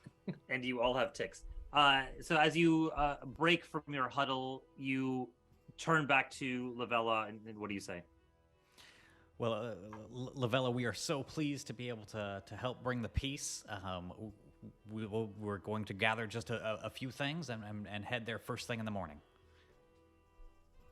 It is going to be nightfall soon. All right. I appreciate this. And yeah, like I said, keep this quiet. It'll start a panic in the town if anyone finds out the Obsidian Ring is coming near in the vicinity. Rory, you Rory, see- you hear that, Rory? Yeah. Okay. Okay. Raj, is there a badge on the desk that I could steal? Another one? There's no badge on the desk. I mean, like she's wearing a badge, like Berman Blazetrail is wearing a badge. I mean, you could certainly try to lift one off of their person, No, it's all right. but there's nothing. They don't just have the badges lying around, like, oh, here, take one, that sort of Yeah. thing. Okay. Fine. Fair. enough. I see Rory staring at the badge, and I'll walk over to Berman and try to rip it off his chest and give it to Rory. Like I just walk up and put my hand on it. We need this. And grab it. All right, go ahead and make an athletics check. My goodness. Did we learn nothing on Sunday? 18. I rolled a 20 on the die, and there's a significant modifier to that. As you reach up to snatch the badge, he snatches your hand first and pulls you up a good 3 feet into the air, so you're staring like sort of eye to eye with him. He's not particularly tall, but he is very wide and quite muscular and hairy. And Robust. I growl at him. We need this. We need this badge. He make an insight check.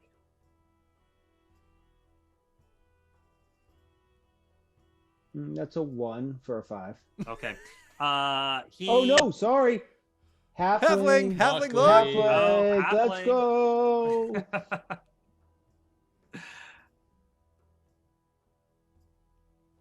A 2. 2. 2.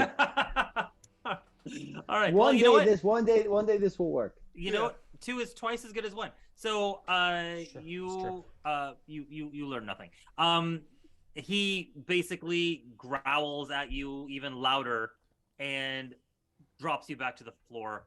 And he doesn't make a sound except for the growl. Okay, there, team. Let's do it.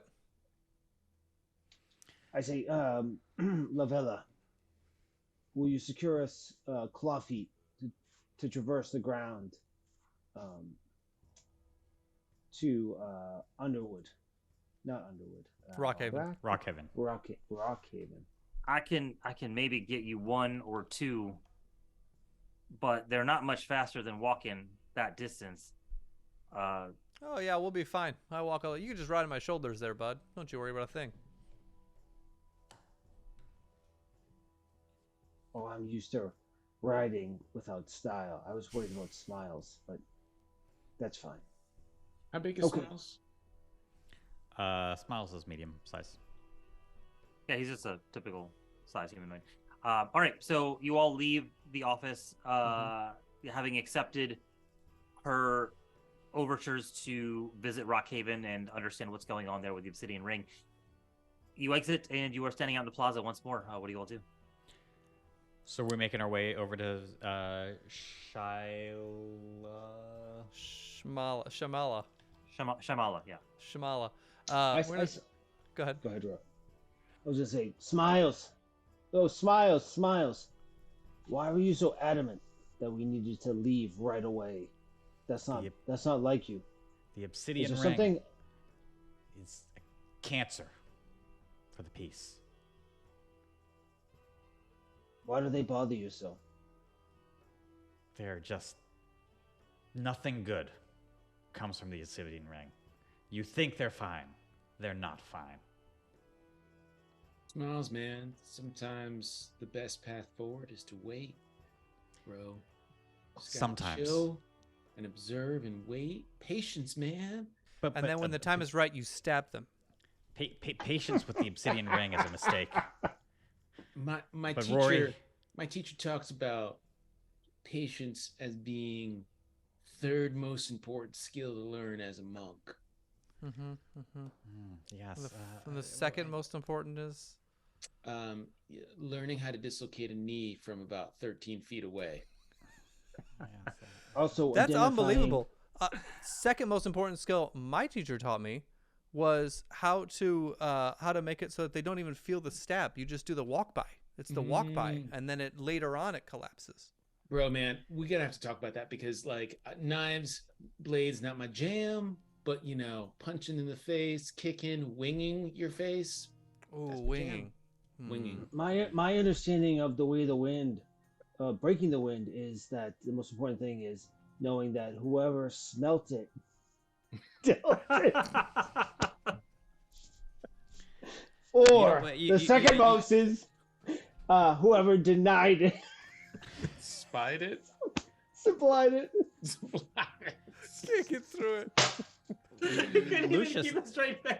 Lucius This just, like, this could be sits the there. key. This could be the key to achieving your transcendence.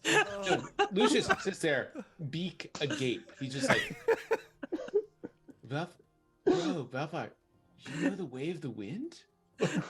As if like you have taken the words straight from these ancient tomes. Bro, that's exactly what my teacher said. I'm just not ready for that. I'm not ready for the dealt it part, man. Smiles points at Lucius and says, "Lucius, your colloquia is a little showing there." What, bro? What are you talking about, bro? Point it out. Because And he like gets over close. He's like, point it out to me. He's like, I don't see what you call it. My colloquia.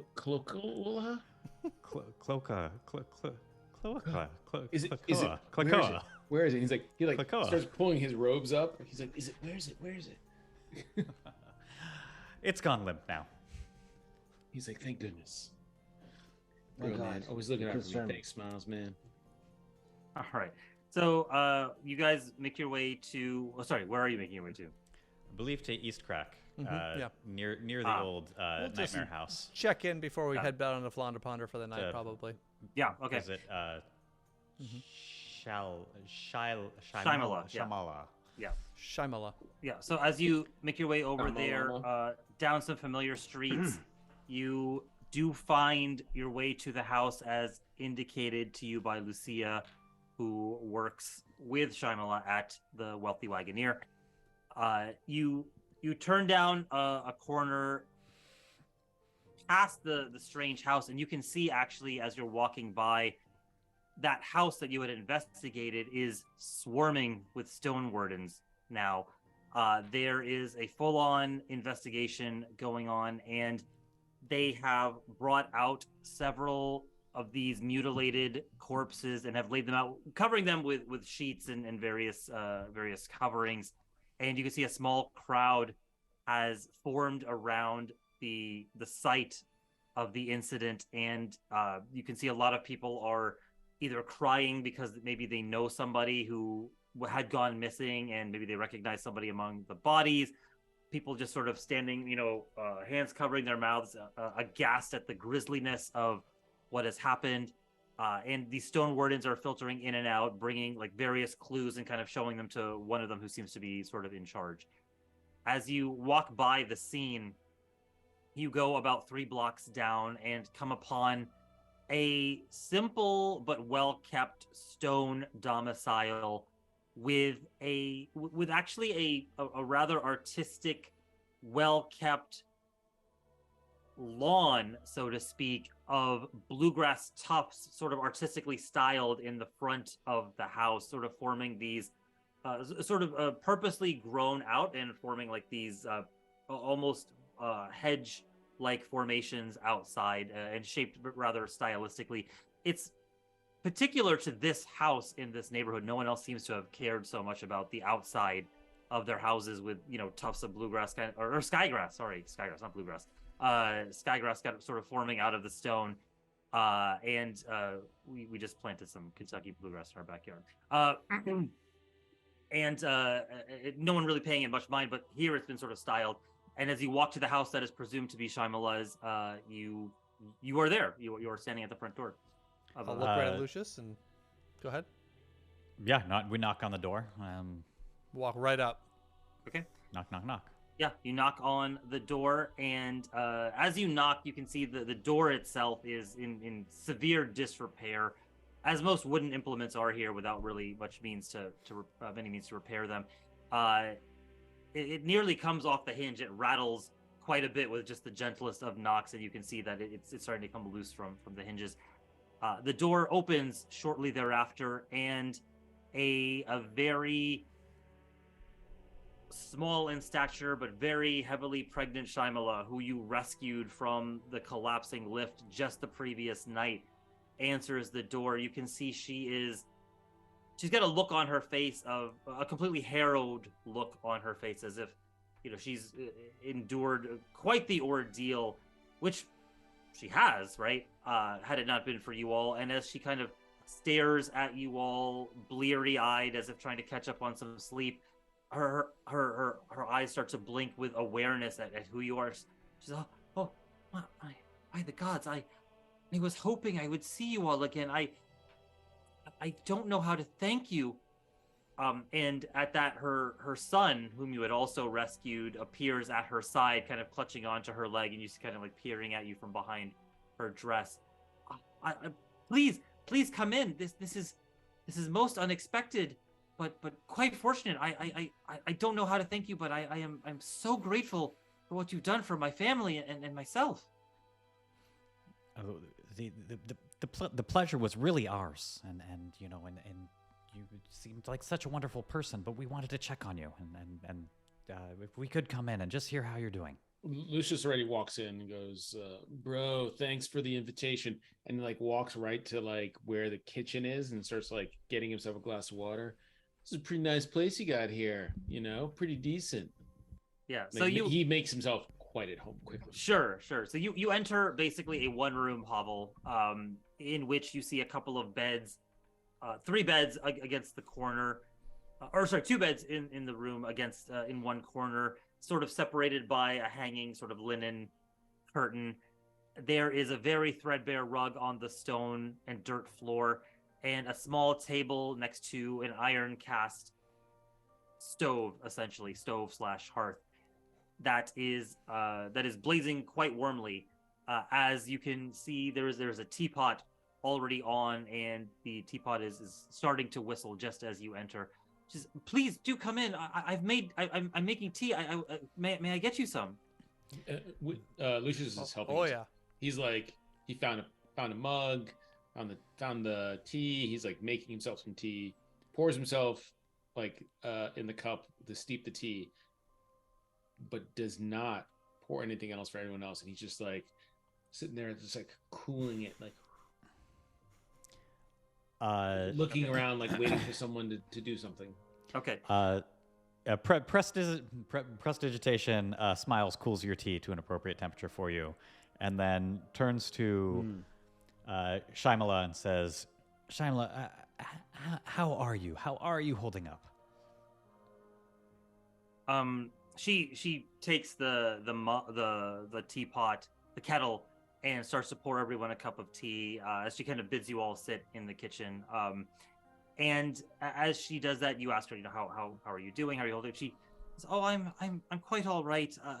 It was quite the scare. Frightful. I was frightened for two, obviously, and I'm just happy to be alive. I'm just happy that my child, both my children," and she's kind of patting her belly at the same time and tousling the hair of her son, are alive as well. Such an experience. I was told at work to stay home and not come back, for which I'm quite grateful. But yes, it was quite the experience. But I'm doing okay. I am doing okay. Smiles. I'll take it from here. Sit back. Excuse me, miss. Why did your husband die? And what connections do you have? Okay, Valfire. Okay, all Tell right. me- Let's now. slow down here. Lucius is just like sitting there sipping tea, like watching this go down. Why did Carruthers pick you? Your husband died recently. What was he involved in? And I look around the room trying to identify anything that would be like suspicious or something I would be aware of, cultish or religious. Make religion. make a perception check as you're looking around. She seems taken aback by the question. 24. 24. Yeah, you don't really know. It's very. There are hardly any trappings in this place. Anything indicating like comfort or you see some personal knickknacks here and there. Some stone jewelry on a dresser made entirely of stone, essentially with wooden drawers. But nothing kind of indicating any religious symbolism. She does seem taken aback by the question, and you can see there's her eyes start to grow misty as she recalls the events of just I'll handle it from here. several months ago. What can you show me the letters from this Carruthers? You asked about my husband. Forgive me, it's very recent. He was crossing a bridge at night, ending at the end of his shift, and it collapsed. Many died as they fell to the bottom of Deep Crack. I'm sorry. It's so sad. It's so horribly sad. Lucius And like, then, and then is what the little happened? Is a little boy right there? Yeah, he's there. He's sort of How just old is playing the in the boy? corner. He seems about 7, 8, 9 years old, something in that I say, range.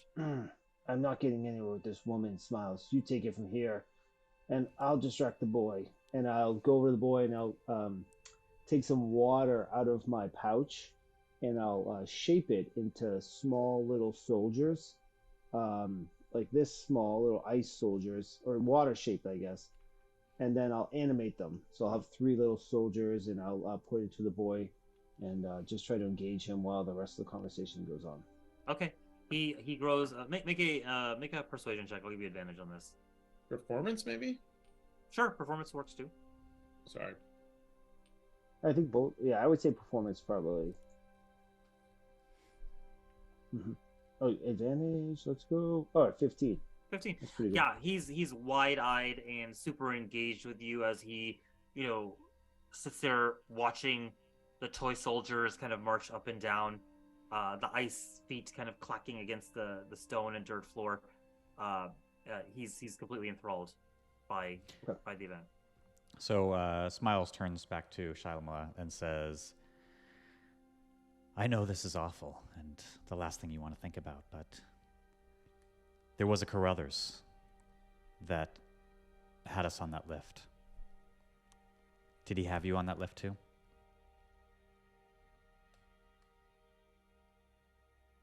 Yes. I did receive a letter. It was strange and hopeful. At the same time, it spoke of understanding the sorrow that we had gone through recently, and mentioned that there was a benefactor of some kind who wished to see to the wellness of our family. Talked about my husband as if whoever it was knew him. And did your husband ever speak of Carruthers? No, never. I hadn't heard the name until I received a letter. Do you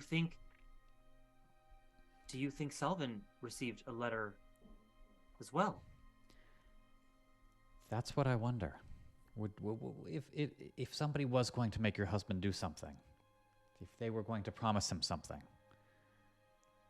weeks before he died, what would they promise him? I don't know. I can't imagine. He had just lost his job in the mines, in the Helter Smelter mines. They were Helter Smelter. They were so good. The names are so good, Raj. They were there were cutbacks. Unfortunately, the veins had run thin. They were digging deeper and deeper, and Yes, a few were let go at the same time. No loads. Found a Balrog. All right. I was going to ask if they dug too deep. I'll while she's relaying this, I'll nudge Lucius and go, man, so, oh God, her husband fell to death. We were gonna fall to death. What do you think's worse, falling to death or having their faces, ripped apart by those crazy star spawn guys? Because that's what would have happened if she'd survived and then gone to the house too, huh? Bro, man. She's like terrified at the prospect of what you just said. It's like, those people in that house. Do you think that's what happened? Are they? Is this all related? Oh yeah, probably. Shaimala, we don't know yet. We know definitely related. Just as much as you know. And we're trying to figure all of this out. We definitely know more. If there's anything I can do, Stay safe. Give us a shout. We're usually at the Flounder Pounder if anyone sends you another letter. We got some business to attend to, but maybe you're out of the woods now. Just, Bro, watch your back. If you're like being attacked, definitely scream. Sure. Let someone know. If you're falling, use your wings. Unless you're not an Aarakocra, then you just shouldn't scream because it's a waste of breath. Because you're going to die. But yeah, don't. I think what my friends avoid bridges and lifts. Maybe.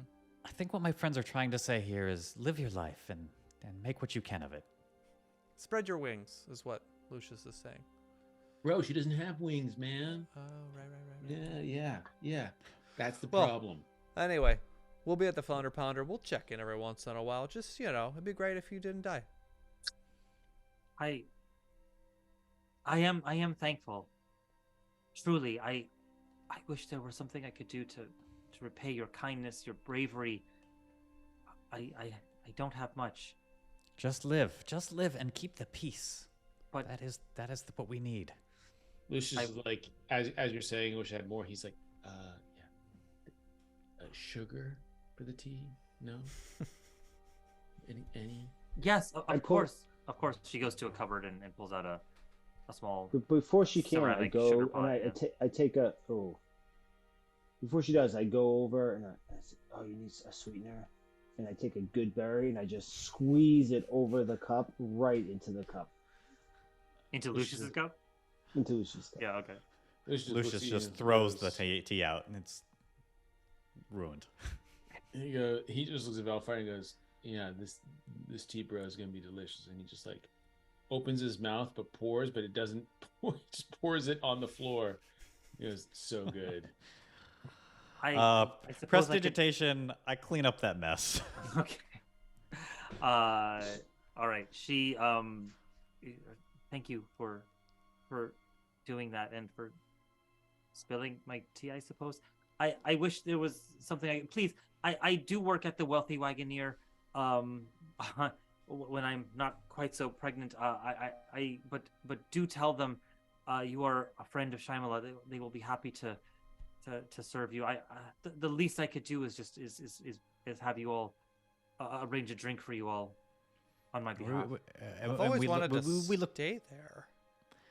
Could we get rooms there? They didn't let me in last time.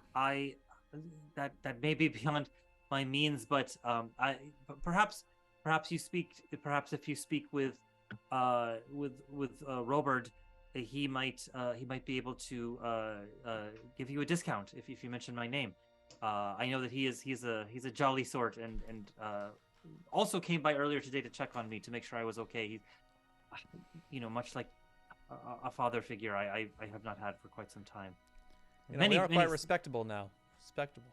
Tapping the badge. Well, Shyamala, thank you so much for your time, and we will let you, of course, get back to your son and your home. Thank you so much. Mm-hmm. And thank you. Did your one final question? Did your husband? How old is your husband? Would he have ever worked on the lifts in his time? No. During its construction. No, he would have been. That was quite some time ago. We were mere children when the lift was under construction. He spent his whole life working at Helter Smelter, and no real association with the lift. This is the first time we've heard of Helter Smelter. Make a history check. Child labor laws have changed over time. 17. 8. 17. You know that it is the only mining operation within the town of Cordis. It operates at the northern end of Deep Crack, and you saw it actually as you were kind of overlooking it when you went to investigate the house that Carruthers had supposedly mentioned that you would visit him at. The house itself, or sorry, the mines themselves are have seen better days. So what Shyamala is telling you is largely true. The mines have seem to be kind of tapped out. They are run by a pair of half-elf sisters who own and operate the entire thing. But their names are Jinna and Ajanti, but you don't really know much else about it. It's mostly a copper and tin mine at the north end of Deep Crack.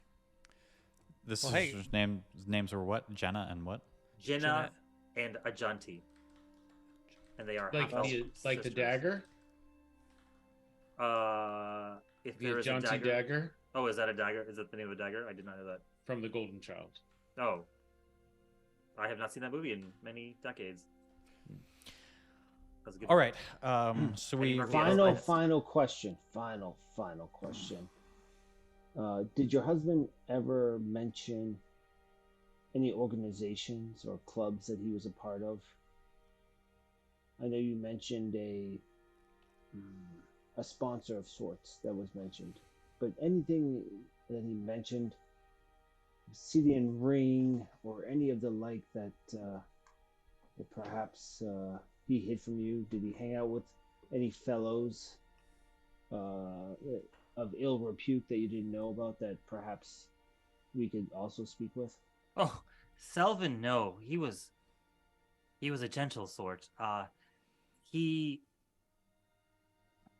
I can't think of anyone or anything, any group that he would have been a member of that would have been untoward. He was fairly decent with with a sword, and she goes over to to what looks to be some like a stack of personal belongings, including a bag full of some type of artifacts, and there is a sheathed short sword on kind of leaning against the pile of things. These were among his belongings, and she kind of shows you the sword. But he was quite handy with this. I dare say perhaps one of the better swordsmen in town. He did enjoy sparring with his friends after a hard day at the mines. But, Would we have encountered his name through our sparring? make a history check.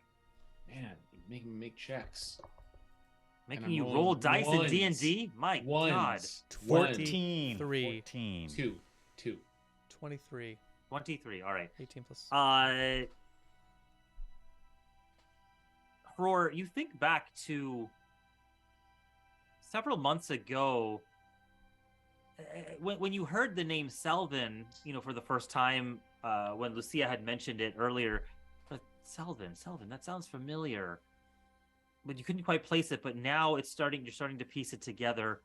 Selvin, you think there was a Selvin who came to the quarry once or twice, never really engaged in a fight in the evening as one of the spectacles, but you recall him showing up maybe once or twice, maybe even more, you just didn't notice, and participating in some of the sparring that was going on like during the day. Yeah, and you kind of recall a sandy-haired youth in early to mid-20s, high cheekbones, sort of like a pair of like buck teeth, almost chipmunk-like in appearance, with wide, bright eyes. Nothing, but nothing too remarkable beyond that. I'd like to go through the his belongings unrelated to the short sword just to see if there's anything of interest in his belongings left behind. Basically Okay. looking for clues. Okay. Wanna You do, investigation or perception or yeah, as you kind of move towards the belongings, you see Shyamala kind of start a little, and she's like, I suppose that would be all right. You are trying to help, after all. Please go ahead. And she pointedly kind of turns away, as if the sight of the belongings might be too much for her to bear. Go ahead and make an investigation check as you leaf through. 15. 15. You find not a lot of terrible interest. There is in addition to the short sword, you find some clothes, not particularly poor, but sorry, on the poorer side of things, but well maintained, right? So there was obviously some care that went into this, like several patches having been sewn into some of the tunics. You find several sort of personal effects, like a carved stone horse that was perhaps a trinket of some kind from youth. Several sheafs of paper, all sort of looking like bills or ledgers of finances, all detailing very small sums, coppers here, a silver piece there. Tucked in among the papers, however, Balfire, you do find what looks to be a letter from one Calabasas Carruthers asking for Selvin's presence, indicating that there is a lucrative opportunity for former miners of the Helter Smelter Company who are looking for work and may wish to engage in this with this enterprising individual. You see a lot of similarities in the letter that you had received, Smiles. Speaking of the characters' enterprising business acumen, essentially, and sort of presenting an offer that maybe one down on his luck could not refuse. Okay. Well, we knew we were engaged with. Yeah, the address indicated also. Well, go ahead and make an intelligence check. Anybody who's reading the letter at this point can make one if they'd like. I would have shared it with the group. Sure. Oh yeah. Smiles is just trying to make the to make the widow feel better about us rifling through her husband's stuff. 15. Okay. Well, I imagine he's poor. There's probably not much stuff to look through. I figured it was a small satchel. Yeah, pretty 15, Rush. 15. Okay. Making an intelligence check. Lucius, you know you've had a significant aerial view of Cordis many times, and so you know the layout probably better than most. The address indicated was a West Crack address that would have caused Selvin to have to cross a bridge to get there in an efficient manner. So there was something clearly devious, one might say, in the... Yeah, I can do this. Yeah. Oh, Shyamala. Seems you got wrapped up in some bad stuff, so did your husband. But don't you worry. We're going to find this guy, and we're going to kill him. And you'll be fine. I mean, we might not kill him so much as like turn him to the authorities, or maybe try to like convert him into I am seeing an the ways. authority. Yeah, but like you're like Unless he's more with like, the Obsidian Ring, and then we will kill him. Well, you know, because- both of you need to calm down on the killing. Like, you know, there's always an opportunity to like save someone, convince them to do good. There is always an opportunity. All right, we can Except have for this the conversation Obsidian outside. Ring. I'm sorry, miss. Thank you for your information. Stay safe. Please, here's a gold piece. Thank you for the time. You give Come her... on. As you hand her the gold piece, she clenches it and tries to give it back. I cannot... Please, you've done so much already. I No. cannot take this. Take this. You can use it for the little one, and the little one to come. Come, my compatriots, my unknown, strange compatriots. We must continue on. We must find this Carruthers, and revenge shall be ours. Come. All right. As you exit, she nods her thanks. You can see a tear starting to stream out of the corner of her eye. And as you all leave, Hror, she placed her hand on your arm. Says, "So much death. Please, I hope you can find a way to end the vicious cycle. It's too much to bear for all of us." Sometimes you got to break a few eggs. You know? When Lucius just comes up and grabs her and just goes, Don't break the eggs, man. Your Jamaica be crazy, man. everything be Irie, man.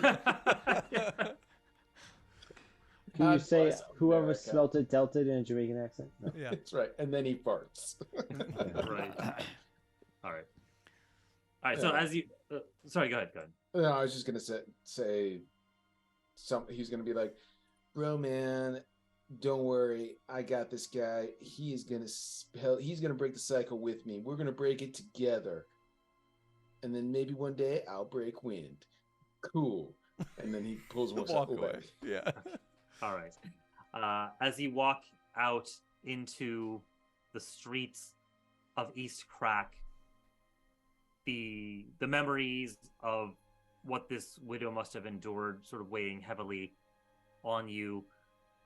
You enter into a shadowy late afternoon and find yourselves once again plotting your next move. What do you all do? I think we should make our way to the wagon, the wealthy wagon, wagoneer. Yeah. and see if we can secure lodging there, as we don't have to traverse the crack in order to, to get down to the flounder pounder. Oh yeah. Let's go hang out with the rich people. Cracks, helter flounder pounder. Well, let's regroup for a second. Yep. Do we think that Hobart, there's a thither whither. connection do we think there's a connection with the smelter helter that needs to be looked at as part of our investigation, or? I mean, no more than the quarry. I think it's. It seems like they were trying to get rid of all the fighters and anybody that would miss them. Should we go back to the quarry? Do we have a fight that pending, or did we postpone all fights until recent? I'm asking you, Smiles. You have the schedule. Don't you? It is a Wednesday night, and you know what that means. It's fight wet, night. Rose, it's hump day. It's wet Willy Wonka fights. So the people do love it. We're gonna fight. Wager up on the Wet Willy Wonka fight. I have no comment on Wet Willy. Yeah. What can one say to that? That there's not much. Well, Roar, you are you're the star of that show, so it's up to you. Listen, I've always wanted to go to the Wealthy Wagoneer. They threw me out last time. I mean, look Well, at my we can- clothes. They have really nice clothes, and they didn't let me in. We could go after if you want to do the show. We head to the Wealthy Wagoneer. Yeah. Yep. Okay. You make your way to the Wealthy Wagoneer. What tier are we on, and how long does it take to get to there? We're on the same tier. You're on East Crack. You're in East Crack on the upper tier. Oh, okay. On the surface, basically. Yeah. Okay. And it's relatively easy to get across the chasm via one of many of the stone bridges that kind of arch their way over the chasm. And you make your way across and into the plaza of Cordis once more, where you can see the crowd has started to thin out in terms of those who are trying to get their wares down to the bottom of Deep Crack, and has started becoming replaced with people who are just sort of milling about, trying to do as much of their business as they can. Many of them have actually gone into the nearest sort of tavern or inn in order to while away the day while there's not much work to be done, as they don't have the means to do so. So as you make your way through the plaza, you once again see Merciless tirelessly trying to drum up interest in the crowd in the neo-imperialist cause, and espousing the virtues of the Draconis Imperium and what once was. As you make your way past through the plaza, he kind of eyes you once again, Roar, looking, not really breaking his stride in terms of his conversation, and continues once you've passed, speaking to the crowd. And as you make your way to the door of the Wealthy Wagoneer, you can hear the sounds of the crowd from within as you approach, and the smell of spice emanates from the doorway. It's a pretty lively crowd from within this evening, as the evening starts to set over Cordis. What do you all do? Oh, So we make our way. Yeah, we make our way in. Okay. And do we spy? Where's her name? Lucia anywhere? Yeah. So you make your way inside, and as you open the door, you find yourself greeted with a quiet, sort of dignified clamor coming from the crowd. Whereas when you entered the Flounder Pounder the previous night, people were laughing and screaming at the tops of their lungs, sloshing drinks around, engaging in games of chance. Here, it's way more subdued, and you see the clientele is significantly more refined. They're much better dressed.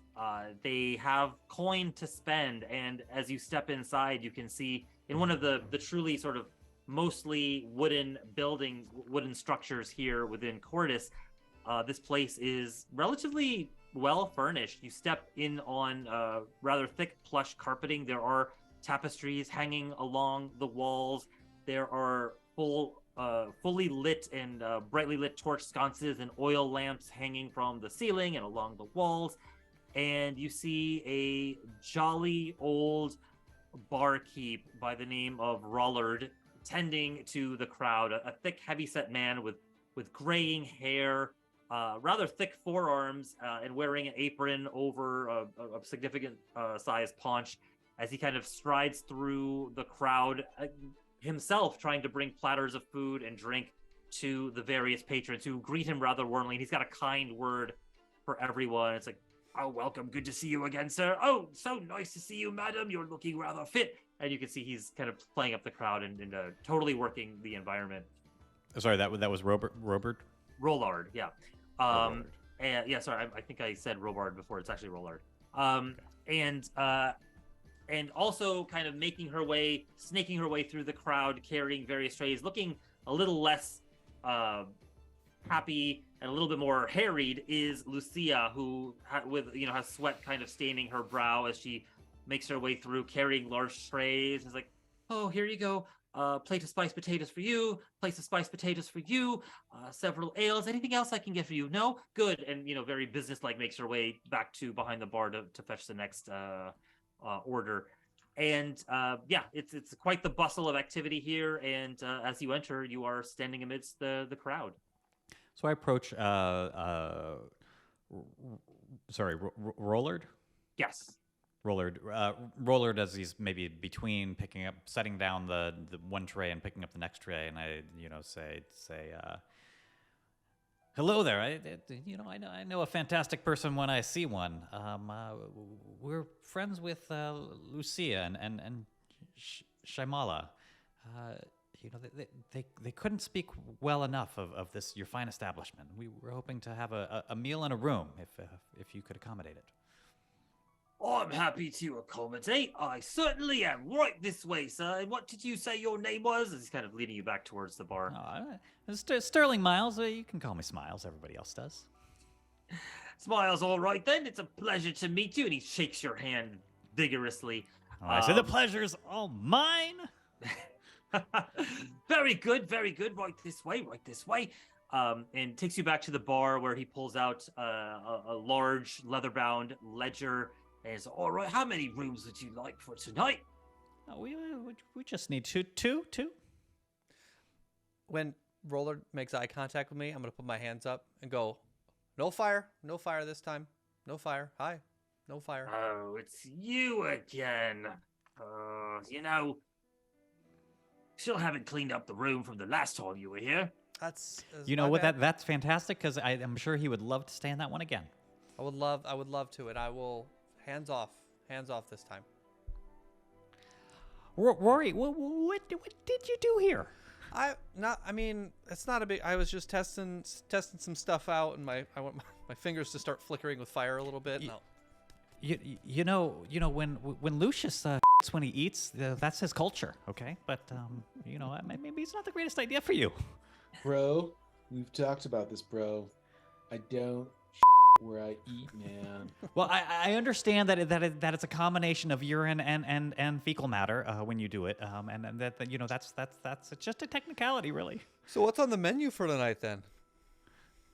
He looks you up and down, and make a persuasion check. Okay. Who? I'll say with disadvantage. No, that was pretty good. That's gonna be bad. That was better. Persuasion. 12. 12. Okay. He doesn't hurl you out on your butt. Sure. He does look at you skeptically, and looks at the rest of your troop, and he kind of leans over. All right. Now here's the deal. I run a well-respected establishment. No funny business, all right?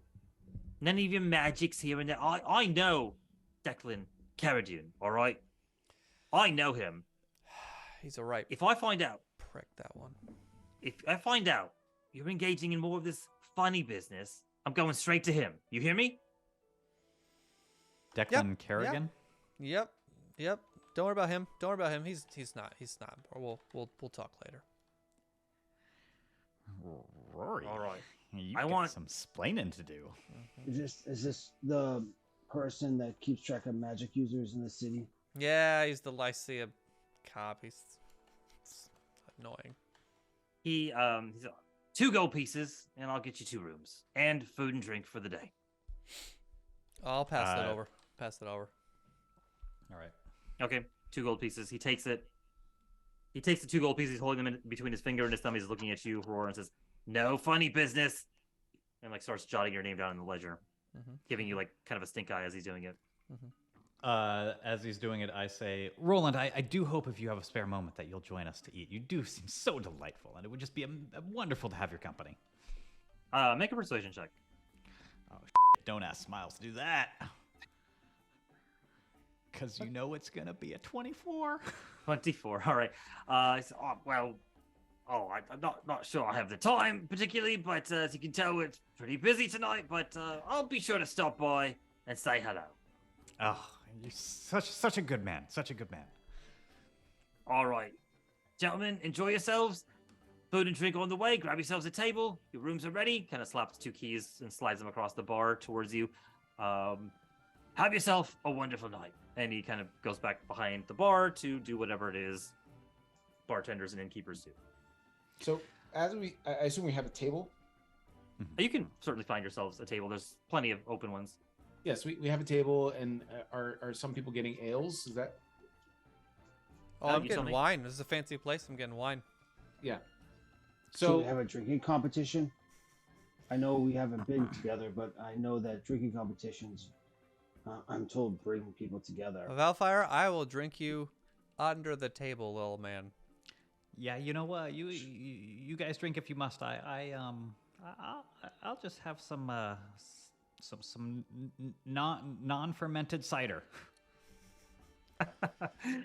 All right, let's have everyone. Who is having a drinking competition here? Oh, right You here. can- We don't have. It doesn't just have to be alcohol. You can. Sometimes its volume can also cause problems. So if you guys don't want to drink alcoholic, you can just chug whatever you want to chug. bro, does that mean I can just chug like herbal tea, man? Yeah. All right. Yeah. Hopefully Let's do it. decaffeinated herbal tea. Well, I'm fancy, so I'll take a carafe of wine, chug that. Do you like sweet tea? Okay. So you all get We're your gonna be the various. drunkest. You all get your various Smiles, drinks? Smiles does have his normal serving of non-fermented cider, and says, "I'll officiate." Okay, sure. So as you all do this, everybody make a perception check for me. 13. 18. 4 It, with a critical fail. Okay. Roar and Smiles, you notice that the door bursts open, and stepping into the doorway is a woman, a human woman of relatively short, fiery red hair, wearing a long overcoat and sort of very pretty pert features, with a pert nose, freckles on her face, hair tied back in a long ponytail, and you can see that there is a rapier at her side, and she's adorned in leather armor. She scans the crowd, notices your table, and her gaze seems to linger on the table, and she grows a terrible scowl as she looks over the table, and she seems to turn around in a huff and storm out of the building almost as soon as she arrived. Smile. Go ahead.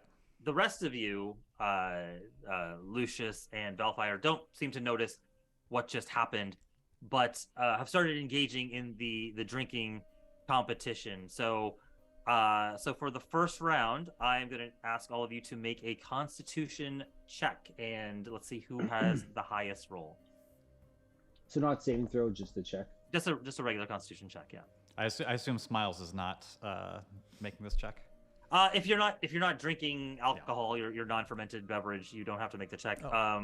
But you are welcome to 6. Because Is you it add Valor? con to this. Add con to this. Yeah, just add your Constitution modifier. So yeah. 17. So 17. 19. Okay, so Valfire and Lucius, the two of you seem to just down the first round without much of an issue. And what are the two of you drinking, by the way? Herbal tea. Oh, you don't have to make Constitution checks if you're just drinking tea. Mm. Even if he's chugging it. I mean, It's maybe hot. it's maybe because it's hot. I mean, you're gonna. I mean, go ahead and make a Constitution saving throw if you're And chugging with a hot burned tea. beak. Yeah. Saving throw is 19. Okay, I'll say you take 2 points of fire damage as you Less. scarf the scalding tea for no real reason. There's no reason to chug the tea. He didn't think about cooling it before. The two of you, Valfire and Roar, you pound the first round, and Roar, as you chug nearly the entire carafe of wine, you start to think, oh my gosh, perhaps that was a terrible idea, as it sort of swirl around and just sort of sit in your stomach for quite some time before you feel it start to digest. But Valfire, you feel perfectly fine after the first round. I'll order another because I have, reputation to uphold, and the rest of the craft, if there's a little bit left, I'll let Owl pop into my shoulder and go, "Hey, bud, I left a little drink for you here." Oh, a burst of feathers appear in midair. Roar, wonderful to see the task you have before me. I am ready, and I am willing, and I am able to. Oh no, I want you to relax, bud. There's a little bit of wine left for you. But for all I've mentioned this many times. I don't eat or drink. I do not need to consume. You're so very healthy, but give it a shot. It's some good stuff, honestly. I had some trouble getting down. It would not have any effect on me. I can't even taste, to be honest. You know what? That's what I thought would happen to me, but it's gonna have an effect. So you come from me, good. Very well. Roar, I shall partake of the wine that you wish me to partake of, for no better reason than you would like to see me drink it. After all, I live to serve. The best bird. I look at Lucius. No. Lucius is staring right at you, but you don't think he even understood what you just said. Okay. Just like, Sure. Well, 'cause technically, I think Lucius actually thinks that Rory's All he heard about was best bird, and then I looked at Lucius. Yeah, right. and he's Pretty much. like, Yeah, exactly. Yeah, you have interpreted that exactly how you wanted to. Right. Go ahead and make a perception check, Roar. Yep. Nope. 5. Okay. All right. Yeah, it seems that Owl is dipping his beak into the wine and seems to be drinking it with Love this owl. quite the with quite the fervor. All right. If you guys are continuing with the drink competition, go ahead and make Constitution checks. So can I have taken off and run after the I don't want to say her name, but the woman? Sure. Yeah, you can get up from the table. What do you say? The to your redhead compatriots who as you walked get up in? and leave? Yes. I say pardon me, and you kind of quickly say that as I take off out the door after her. Okay. I'm focused. I don't care. Okay. And as I get out there, I say Cerise. Cerise. Well, so as you step out into the evening, you don't see her, but then you feel a tap on your shoulder from the side, and as you spin around to look, you feel the hard edge of a fist clock you straight across the chin. And as you kind of recover from it, it hurt bad. And as you kind of recover from it, she grabs you by the lapels and draws you in for a deep kiss. Wait, any damage from that punch? Because I took 2 points of damage from teeth. How's he not going to take some from the Okay. punch? All right. You take 3 points of damage from the bludgeoning damage from the strike. And as she draws you in for a deep kiss, she shoves you away. And you can see there is this look of anger and consternation on her face. And that is where we'll end tonight's episode. Woo! Smiles, you dog. You dog. Dirty dog. All right. We will pick up again next week and find out perhaps what is going on with the Obsidian Ring in the town of the hamlet of Rockhaven. Maybe we'll learn more about who this mysterious Carruthers is. Are you Shemla's baby daddy? And maybe a little bit more about the red-haired woman who has suddenly entered, or perhaps not so suddenly entered, Smiles' life. Red-haired woman. I was like, yeah, how did you know her name? How did you know that? Obviously, got it. How did I know? How did I know?